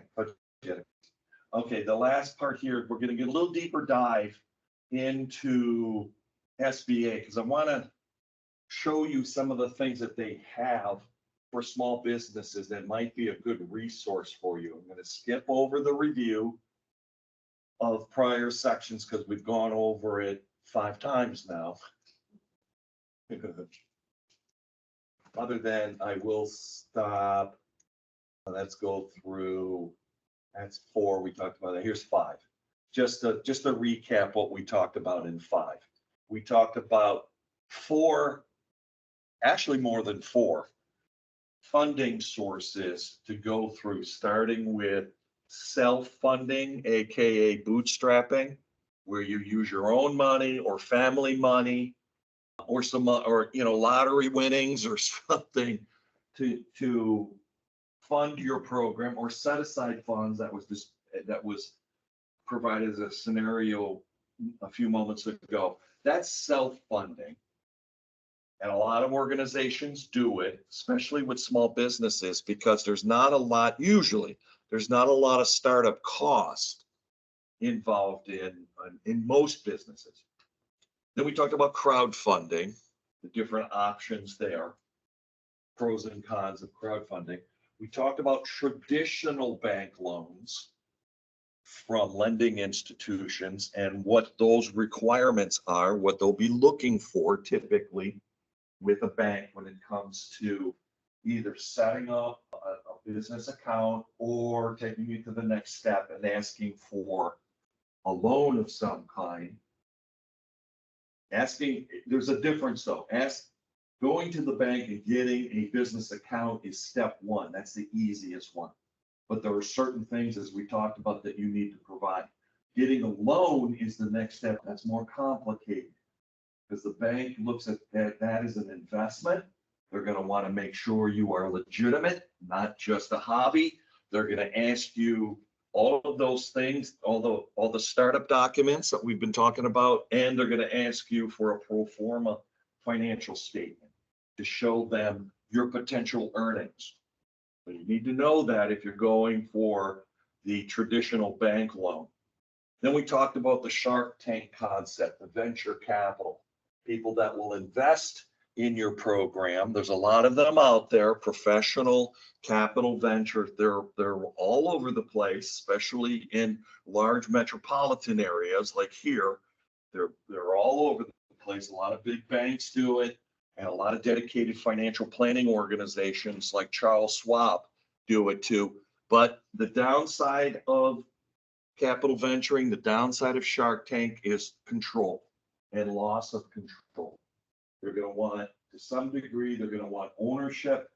They'll be probably more than happy to give you money, but you know, it's like borrowing money from the mafia, you know, from Uncle Guido, my uncle, you know, there will be strings attached. They're going to want, in this case, no knees will be broken, probably, but they're going to want control, some extent of control and decision-making. So it's up to you. If you don't mind giving up ownership, partial ownership of your company, then by all means pursue venture capitalism. If you're a candidate, they're going to ask you the very same questions that a bank would, you know, they're going to want to know, but unlike a bank, they're going to want control, at least partial control. So it depends on how much risk you want to take on. Follow me? How much risk you want to take on. Even self-funding, even getting money from family members comes with risk, right? Just because it's family money doesn't mean it's a gift. It's probably an investment. If I know if your family's anything like my family, you know, we'll give you the money, but, and that but probably is going to follow me for the rest of my life. Well, So what happens when, say, the worst case scenario comes, especially in terms of having, I guess, venture capitalists investors, and you like default or fall back on your business? So what happens then? I mean, well, in many ways, like a bank, when you default in one way or another, there are going to be some consequences. Going in, both bank and venture capitalism are going to try to minimize that to zero to start with. They're going to want to make sure that you have the potential. They're going to vet you inside and out to make sure you have the capabilities of not folding before they give you the money. So they're going to make sure that happens. But worst case scenario is you're probably going to have some kind of binding contract agreement with them, that even if you fail, you're still obligated to pay the bank back a portion, if not the full amount of the loan. Just like your mortgage or loan for your car. You know, you default on that, and now you're what happens when you default on your car loan? Same scenario. You borrow money, you finance a new car, right? Let's say you go to Kia. You want a new Kia, you want a Kia Sportage, SUV, small SUV, but you don't have the money here, so you're gonna have to finance most of it. So you go to Kia Finance or your own bank. The Kia Finance is there. The contract that you sign, when you read it, it's gonna say, here's your monthly payments. You know, we're financing it, we're giving you $25,000 to finance this, and if you default, you still owe us the $25,000 plus any projected interest on it, and we're going to turn you over to collection. That's not where you want to be. You don't want to be hounded by collection agencies. If you've ever been through that before, it's a nightmare. They're aggressive. And thirdly, we're going to ruin your credit. You can have the best credit in the world. Well, if you had the best credit in the world, you probably wouldn't need to finance your Kia at a high rate, you'd be able to negotiate down. They're more flexible. Let's say you have decent credit, you're in the 500s or 600s.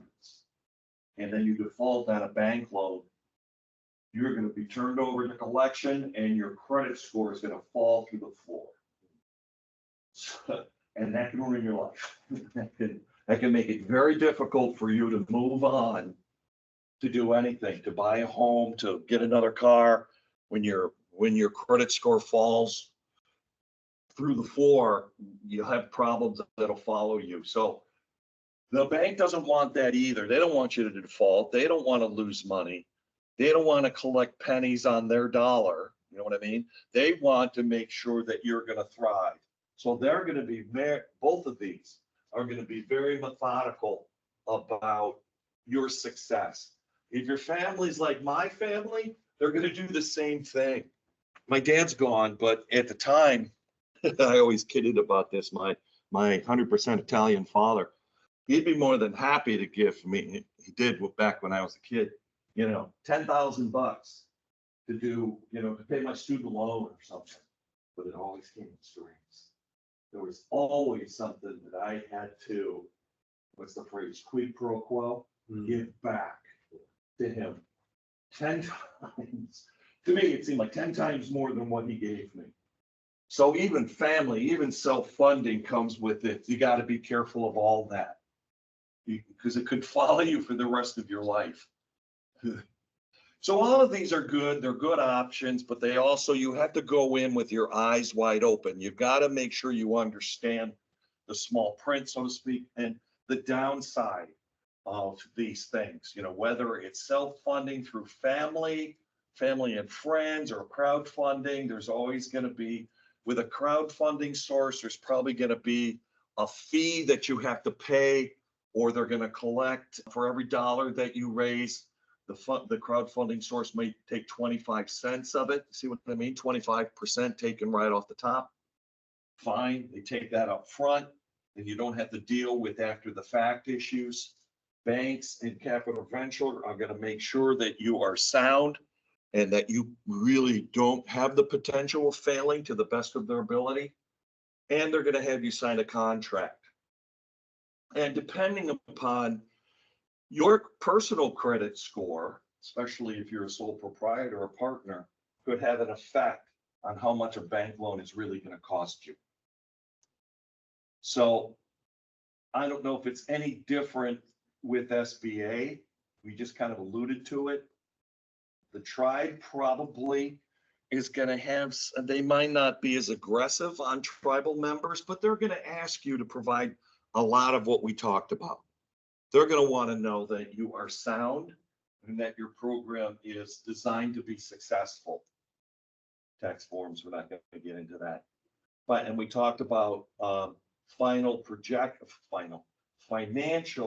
projections as part of group activity number 5. This sounds like a song, group activity number 5. I think that was a song, wasn't it? Okay, and here's the example of financial projections on my wife Laura's company. She's got her financial projections. I'm not going to go over it again because we talked about it, and her growth. So she's done the math. She could probably do this again since she did this a couple years back, and it would be much more comprehensive and with a lot more detail because she's been up and running for a while. Okay, so let's finish here in our last session 6 here, by talking about some specifics with SBA in particular, Small Business Association. They're everywhere. There's a QR code for them that take you to SBA Corporate. And then from there, if you're interested, you can find the SBA within the area. And they provide these 6 things that we're going to talk about for the next few minutes. And that is the business guide, the funding programs, you might be interested in that, federal contracting, that might be something. It's something that I would be interested in as a small business that might be eligible for federal contracting for training, but I'm sure there's going to be strings attached to it of some kind. SBA Learning, local assistance, and SBA Women's Business Center. which is 7 things, I guess, 1, 2, 3, 4, 5, or 6. All right, so let's look at each one of these individually. SBA Business Guide, QR code. Here's the website down here. Here's what they can do. They can provide help with planning your business. They can provide help with launching your business. They can provide help with managing your business and growing your business. What more could you ask for? I mean, so SBA, without obligating yourself to contracts or anything, SBA might be able to give you some information. Well, obviously they can, information on how to set up your business. So you don't have to necessarily take it from me. You can go to SBA and see what they have to say about starting a business. Well, our Alaska friends are gone, so now I can totally talk about Florida, about starting a business in Florida. There should be quite a bit, and you can look at it locally. You can go to an SBA for the state of Florida and get the information you're looking for. I think that's great. The next one is SBA funding programs. Here's the loan area, investment capital. We talked about investment, right? Shark Tank, very same thing. They do it too. But keep in mind the pros and cons of investment capital lending. They're going to probably, investment capital would be a loan on steroids, right? The next step up from a loan. A traditional loan, you pay a fee, you get it, you make your payments back. But investment capital, you do all those things, plus you lose control. Someone's going to be involved in your decision making. Hopefully you never see this one, disaster assistance. They work with FEMA for helping with disaster type things. So hopefully you're never in this boat. Surety bonds, I don't know a lot about surety bonds. Well, we'll see. I have some information on it. We'll take a look at that. But the very bottom might be of interest to you. Grants. Grants for for-profit businesses. Wouldn't that be great? Grants.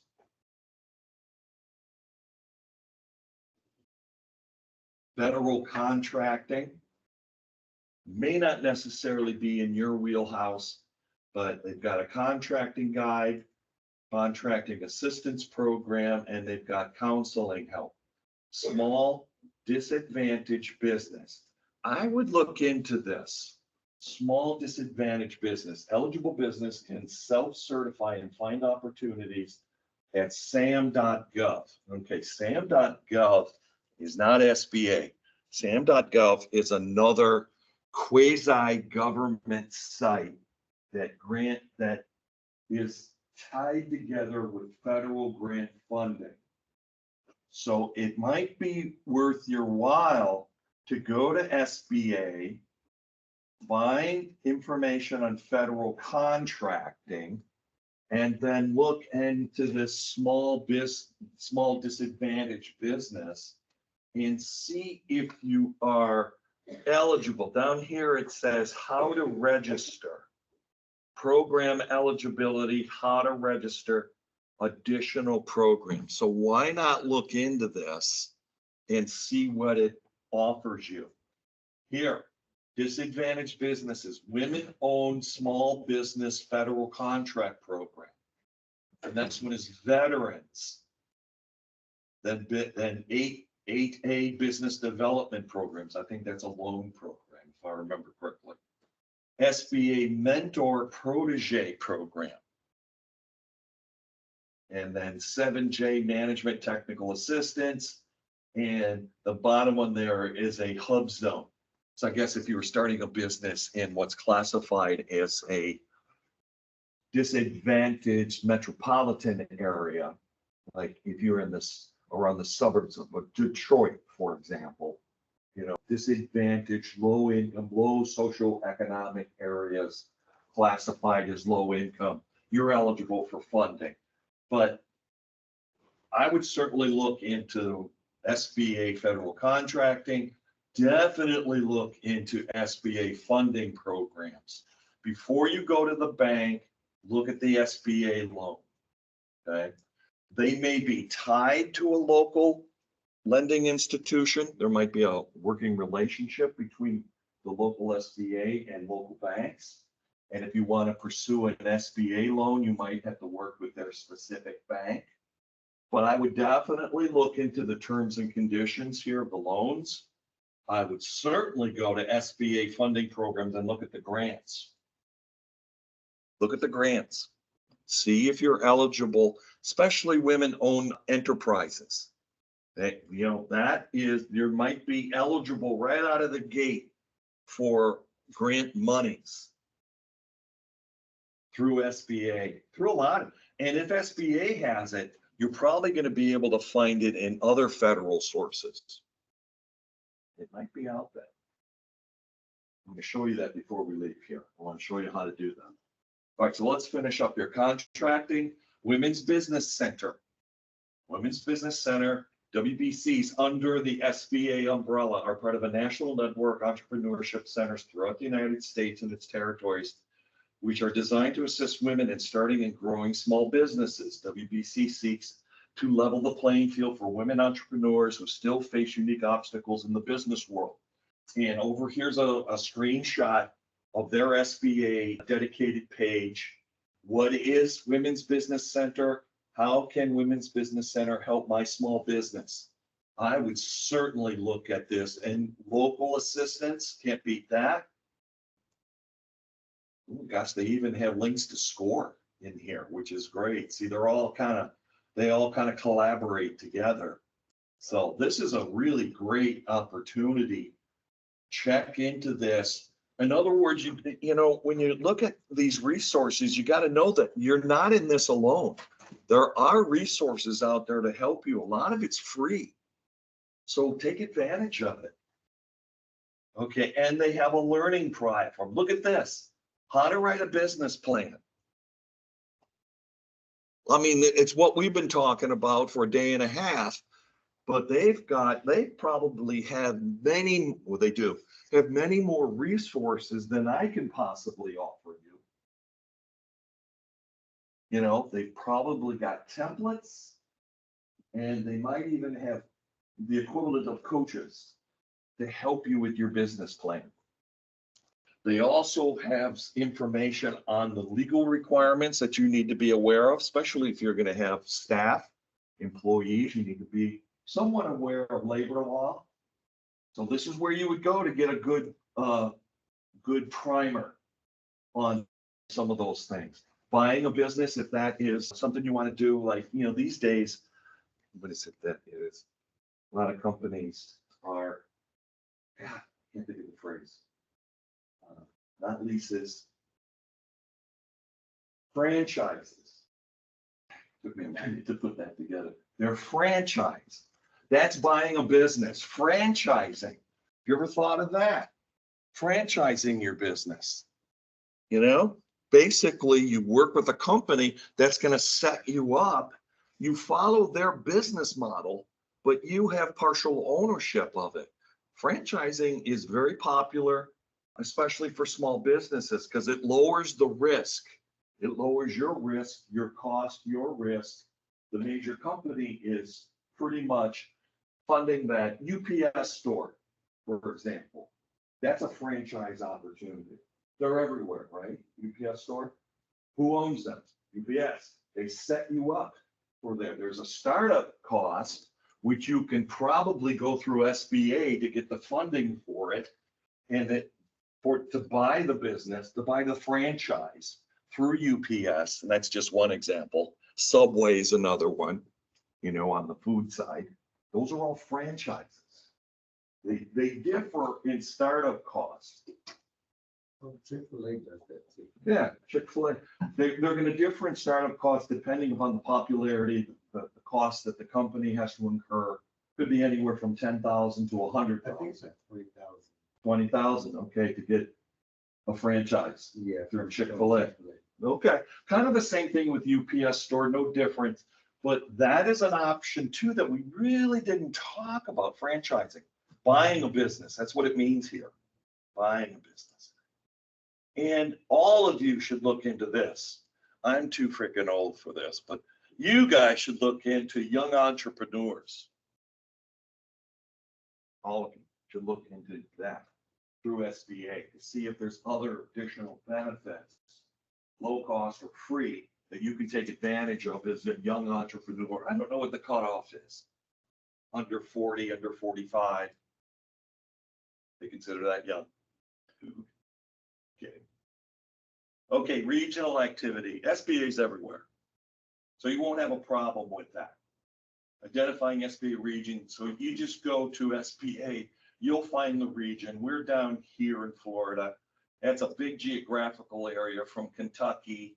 This is just their geographical area. It doesn't have any bearing on what we do here. You'll be able to find local representation in Southeast Florida for SBA. But I would certainly take advantage of that. That one doesn't apply. But I don't think Florida has the equivalent of Wisconsin's one-stop business portal. Maybe that's what SunBiz is. The kind of a one-stop. Yeah, I guess it would be. That's Florida's equivalent of Wisconsin's one-stop. SunBiz.org that we were talking about. That's where you go to start your business. We talked about SCORE. We talked about women's business centers. SBA has that. BIA, I'm not sure if BIA is going to be helpful for you with business startup. I'm not aware of any particular programs that they have. But these others, definitely. Well, that's Wisconsin's one stop. I put this in here because I did this presentation for a group in Wisconsin. But our sunbiz.org is the equivalent of this. A statewide network supporting entrepreneurs and business owners through, although that's a misnomer, no cost. There's always a cost. There's always a financial cost, let alone an operational or emotional cost, right? Confidential consulting, target, yeah. SunBiz does the same thing. It's the go-to place for startup. We talked about SCORE. We talked about BIA, although there's nothing really there. What is it? Okay, we'll skip that one because it's about Wisconsin. But as far as your business plan goes, we're at the very bottom. Supporting documents, resources. Here is the business plan, kind of all put together, one step after another. Here's the business plan, at least the screenshots of an example of the business plan from part 1 and part 2. Part 1, the summary. Part 2 on the right, your management operational structure. We did that. Then we did on the left here, we did the business plan as it relates to marketing. That was our session 3 that we did yesterday. And then session 4 that we did earlier this morning. First thing was income source and expenses. And then earlier this afternoon after lunch, we went into part 5, activity 5, your financial projections, the kind of stuff you're going to need to finance your program, right? Financing projections, growth projections. And then lastly, over here, what resources will you use to help your program flourish? You probably need to articulate that as well in your plan, that you're going to reach out to SBA. You're going to use them as a resource. Banks like to see that. They like to know that you're not doing this all by yourself, and that you're not calling on family members who have no particular expertise in what you're trying to do, but you're going to legitimate outside resources like SBA.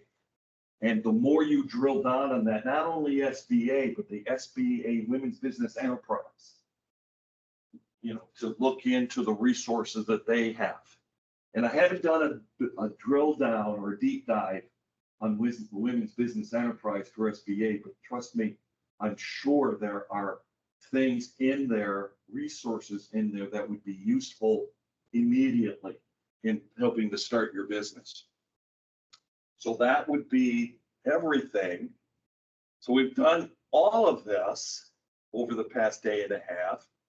Session 1, small business startup. Session 2, small business structure, sole proprietor, partnership, limited liability.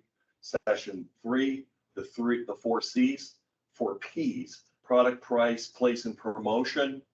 Then session 4, understanding accounting to some degree, got into that. We also talked about small business financing, how to fund your soon-to-be startup. And then lastly, we talked about specific resources like SBA and SCORE. Okay, so before we go here, because that's all I have there for you, I want to show you one other thing. We're done with the small business, but I want to put one other thing up on the screen. And that's going to be here in the grant writing. Let's see if I can. All right, I want to share something with you.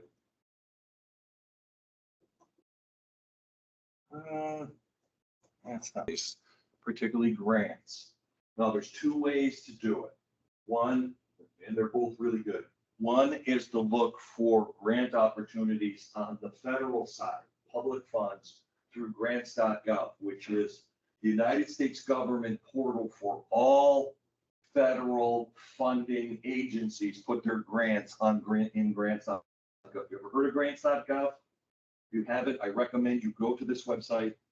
Question? Yeah, is that for nonprofits or for?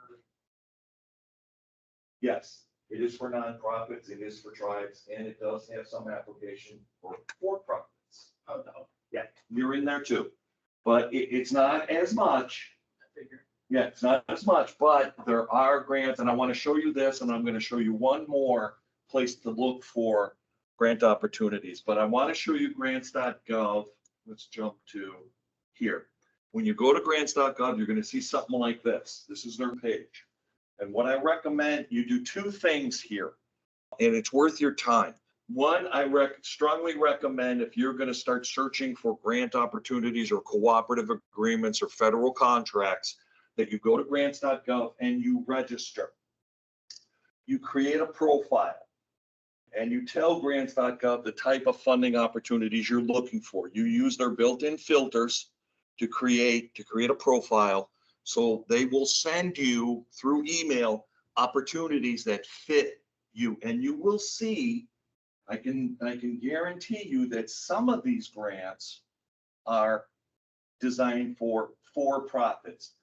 So the other thing is you can day trade too. And what I mean by that is you can just go and search for grants where it says right here, search grants. Well, if you click on that, this is what you see. It can be a little overwhelming. So learning how to navigate through here is kind of a task. And what I wanted to show you on this page is you can filter your search. When you create a profile, you're going to create a filter using some of these options here. For example, this says opportunity status. You want to look for grants that are posted. In other words, are available now. You want to look for all funding instruments, including cooperative agreements and grants and procurement contracts. Okay. You want to list your eligibility. Now, this is where you guys come into play, where it says eligibility. It says city or township, county government, for-profit organizations other than small business. So that's got its own dedicated box. And if you scroll, this is a screenshot. If you were able to scroll down a little bit more, you would find small for-profit businesses. You click on that box. Click on that box as part of your filtering, and you will be sent grants, federal grants that apply to small businesses. Definitely worth the effort. And I can tell you, they really do send those. I get them. I've created a profile, and every single day, almost every single day, even on weekends, I get an email from them on my phone. And I can look it up on my laptop every day based on my profile and the filters that I corrected, the type of grants that I'm looking for. Every day, almost every day, I get an email from them with a link, just like you see here, a link to take me to the particular grant. That's the link there with the opportunity number. This is the particular grant, and then there's some other information here. The important thing is the closing date. When is the grant due? That's what you get.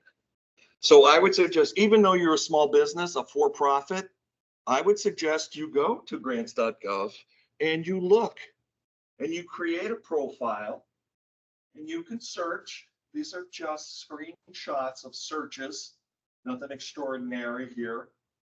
So I wanted to show that to you, being able to go to grants.gov, register, create a profile, create your filters, and look for grants. Why not? Why not do that?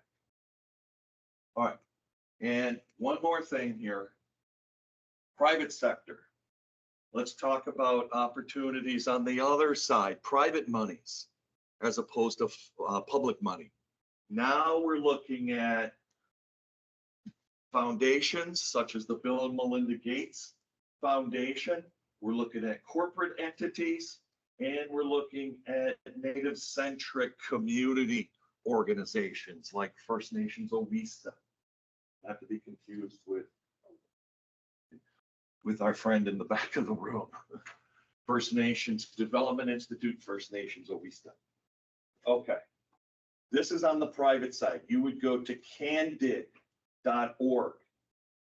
Here's a screen, here's a QR code that would take you to the same place. If you're looking for, we'll walk through each one of these real quick. Okay, if you're interested in pursuing grant opportunities from foundations, there's hundreds of them out there. And yes, they do primarily focus on nonprofits, but all of them also take in consideration for-profit, especially small for-profit companies. So worth looking into. Again, you go to candid.org to start your search. You can create a profile like you did on grants.gov. And you've got a whole slew. There's just 10 of them listed here. You'll also have opportunities to corporate funders like UPS, like Walmart, Verizon, GE, Walmart, and some of the banks, JP Morgan, et cetera, et cetera, et cetera, et cetera. There are thousands of them. And then the last one here that I recommend is the Native-centric. Now you're probably gonna look at the Seminole Tribe of Florida, which is great, but there are other Native-centric community organizations out there that give primarily to tribal nonprofits, but they also give to small for-profit companies, especially ones that have that are tied to a tribe or have a relationship with the tribe. So I would recommend you go to the largest one in the United States, and that is the Shakopee, ShakopeeDakota.org. Go there, www.shakopeedakota.org, and go to their website. Again, create a profile. See if you're at all eligible. It's worth your time. The next one is the First Nations Development, First Nations OVISTA, firstnations.org. Here's just a little screenshot. See what it says right there? Grant seekers. Why not? Why not go there, see what that is all about? Grant seekers. Oops. Trigger finger. Well, that's a jumping. That's an inside joke.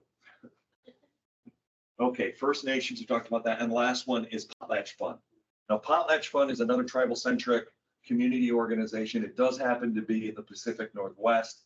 So that seems to be their bread and butter, but they do have an area here for grants. So definitely check out Potlatch Fund. Definitely check out firstnations.org. Definitely check out the ShakopeeDakota.org for Native-centric community organizations. Go to Candid, CANDID.org, candid.org to look at other private sector funding, and then also look at grants.gov for agency funding. Okay, just wanted to share that with you. That is outside the kind of a sidebar conversation. But people were asking me, how do I search for grant opportunities that are out there, don't know where to go? That's how you do. You go to the main source. You go to the repository of these grant opportunities and learn how to navigate, create a profile. Why not? And you've got the banks now, you've got the investment capitalists, you've got bootstrapping or crowdfunding to look at it. We know you've worked on your business plan. You need to continue doing that, working on your business plan. And it looks like they're passing out certificates of completion. Oh, my goodness. Don't call me like that. Congratulations, everyone.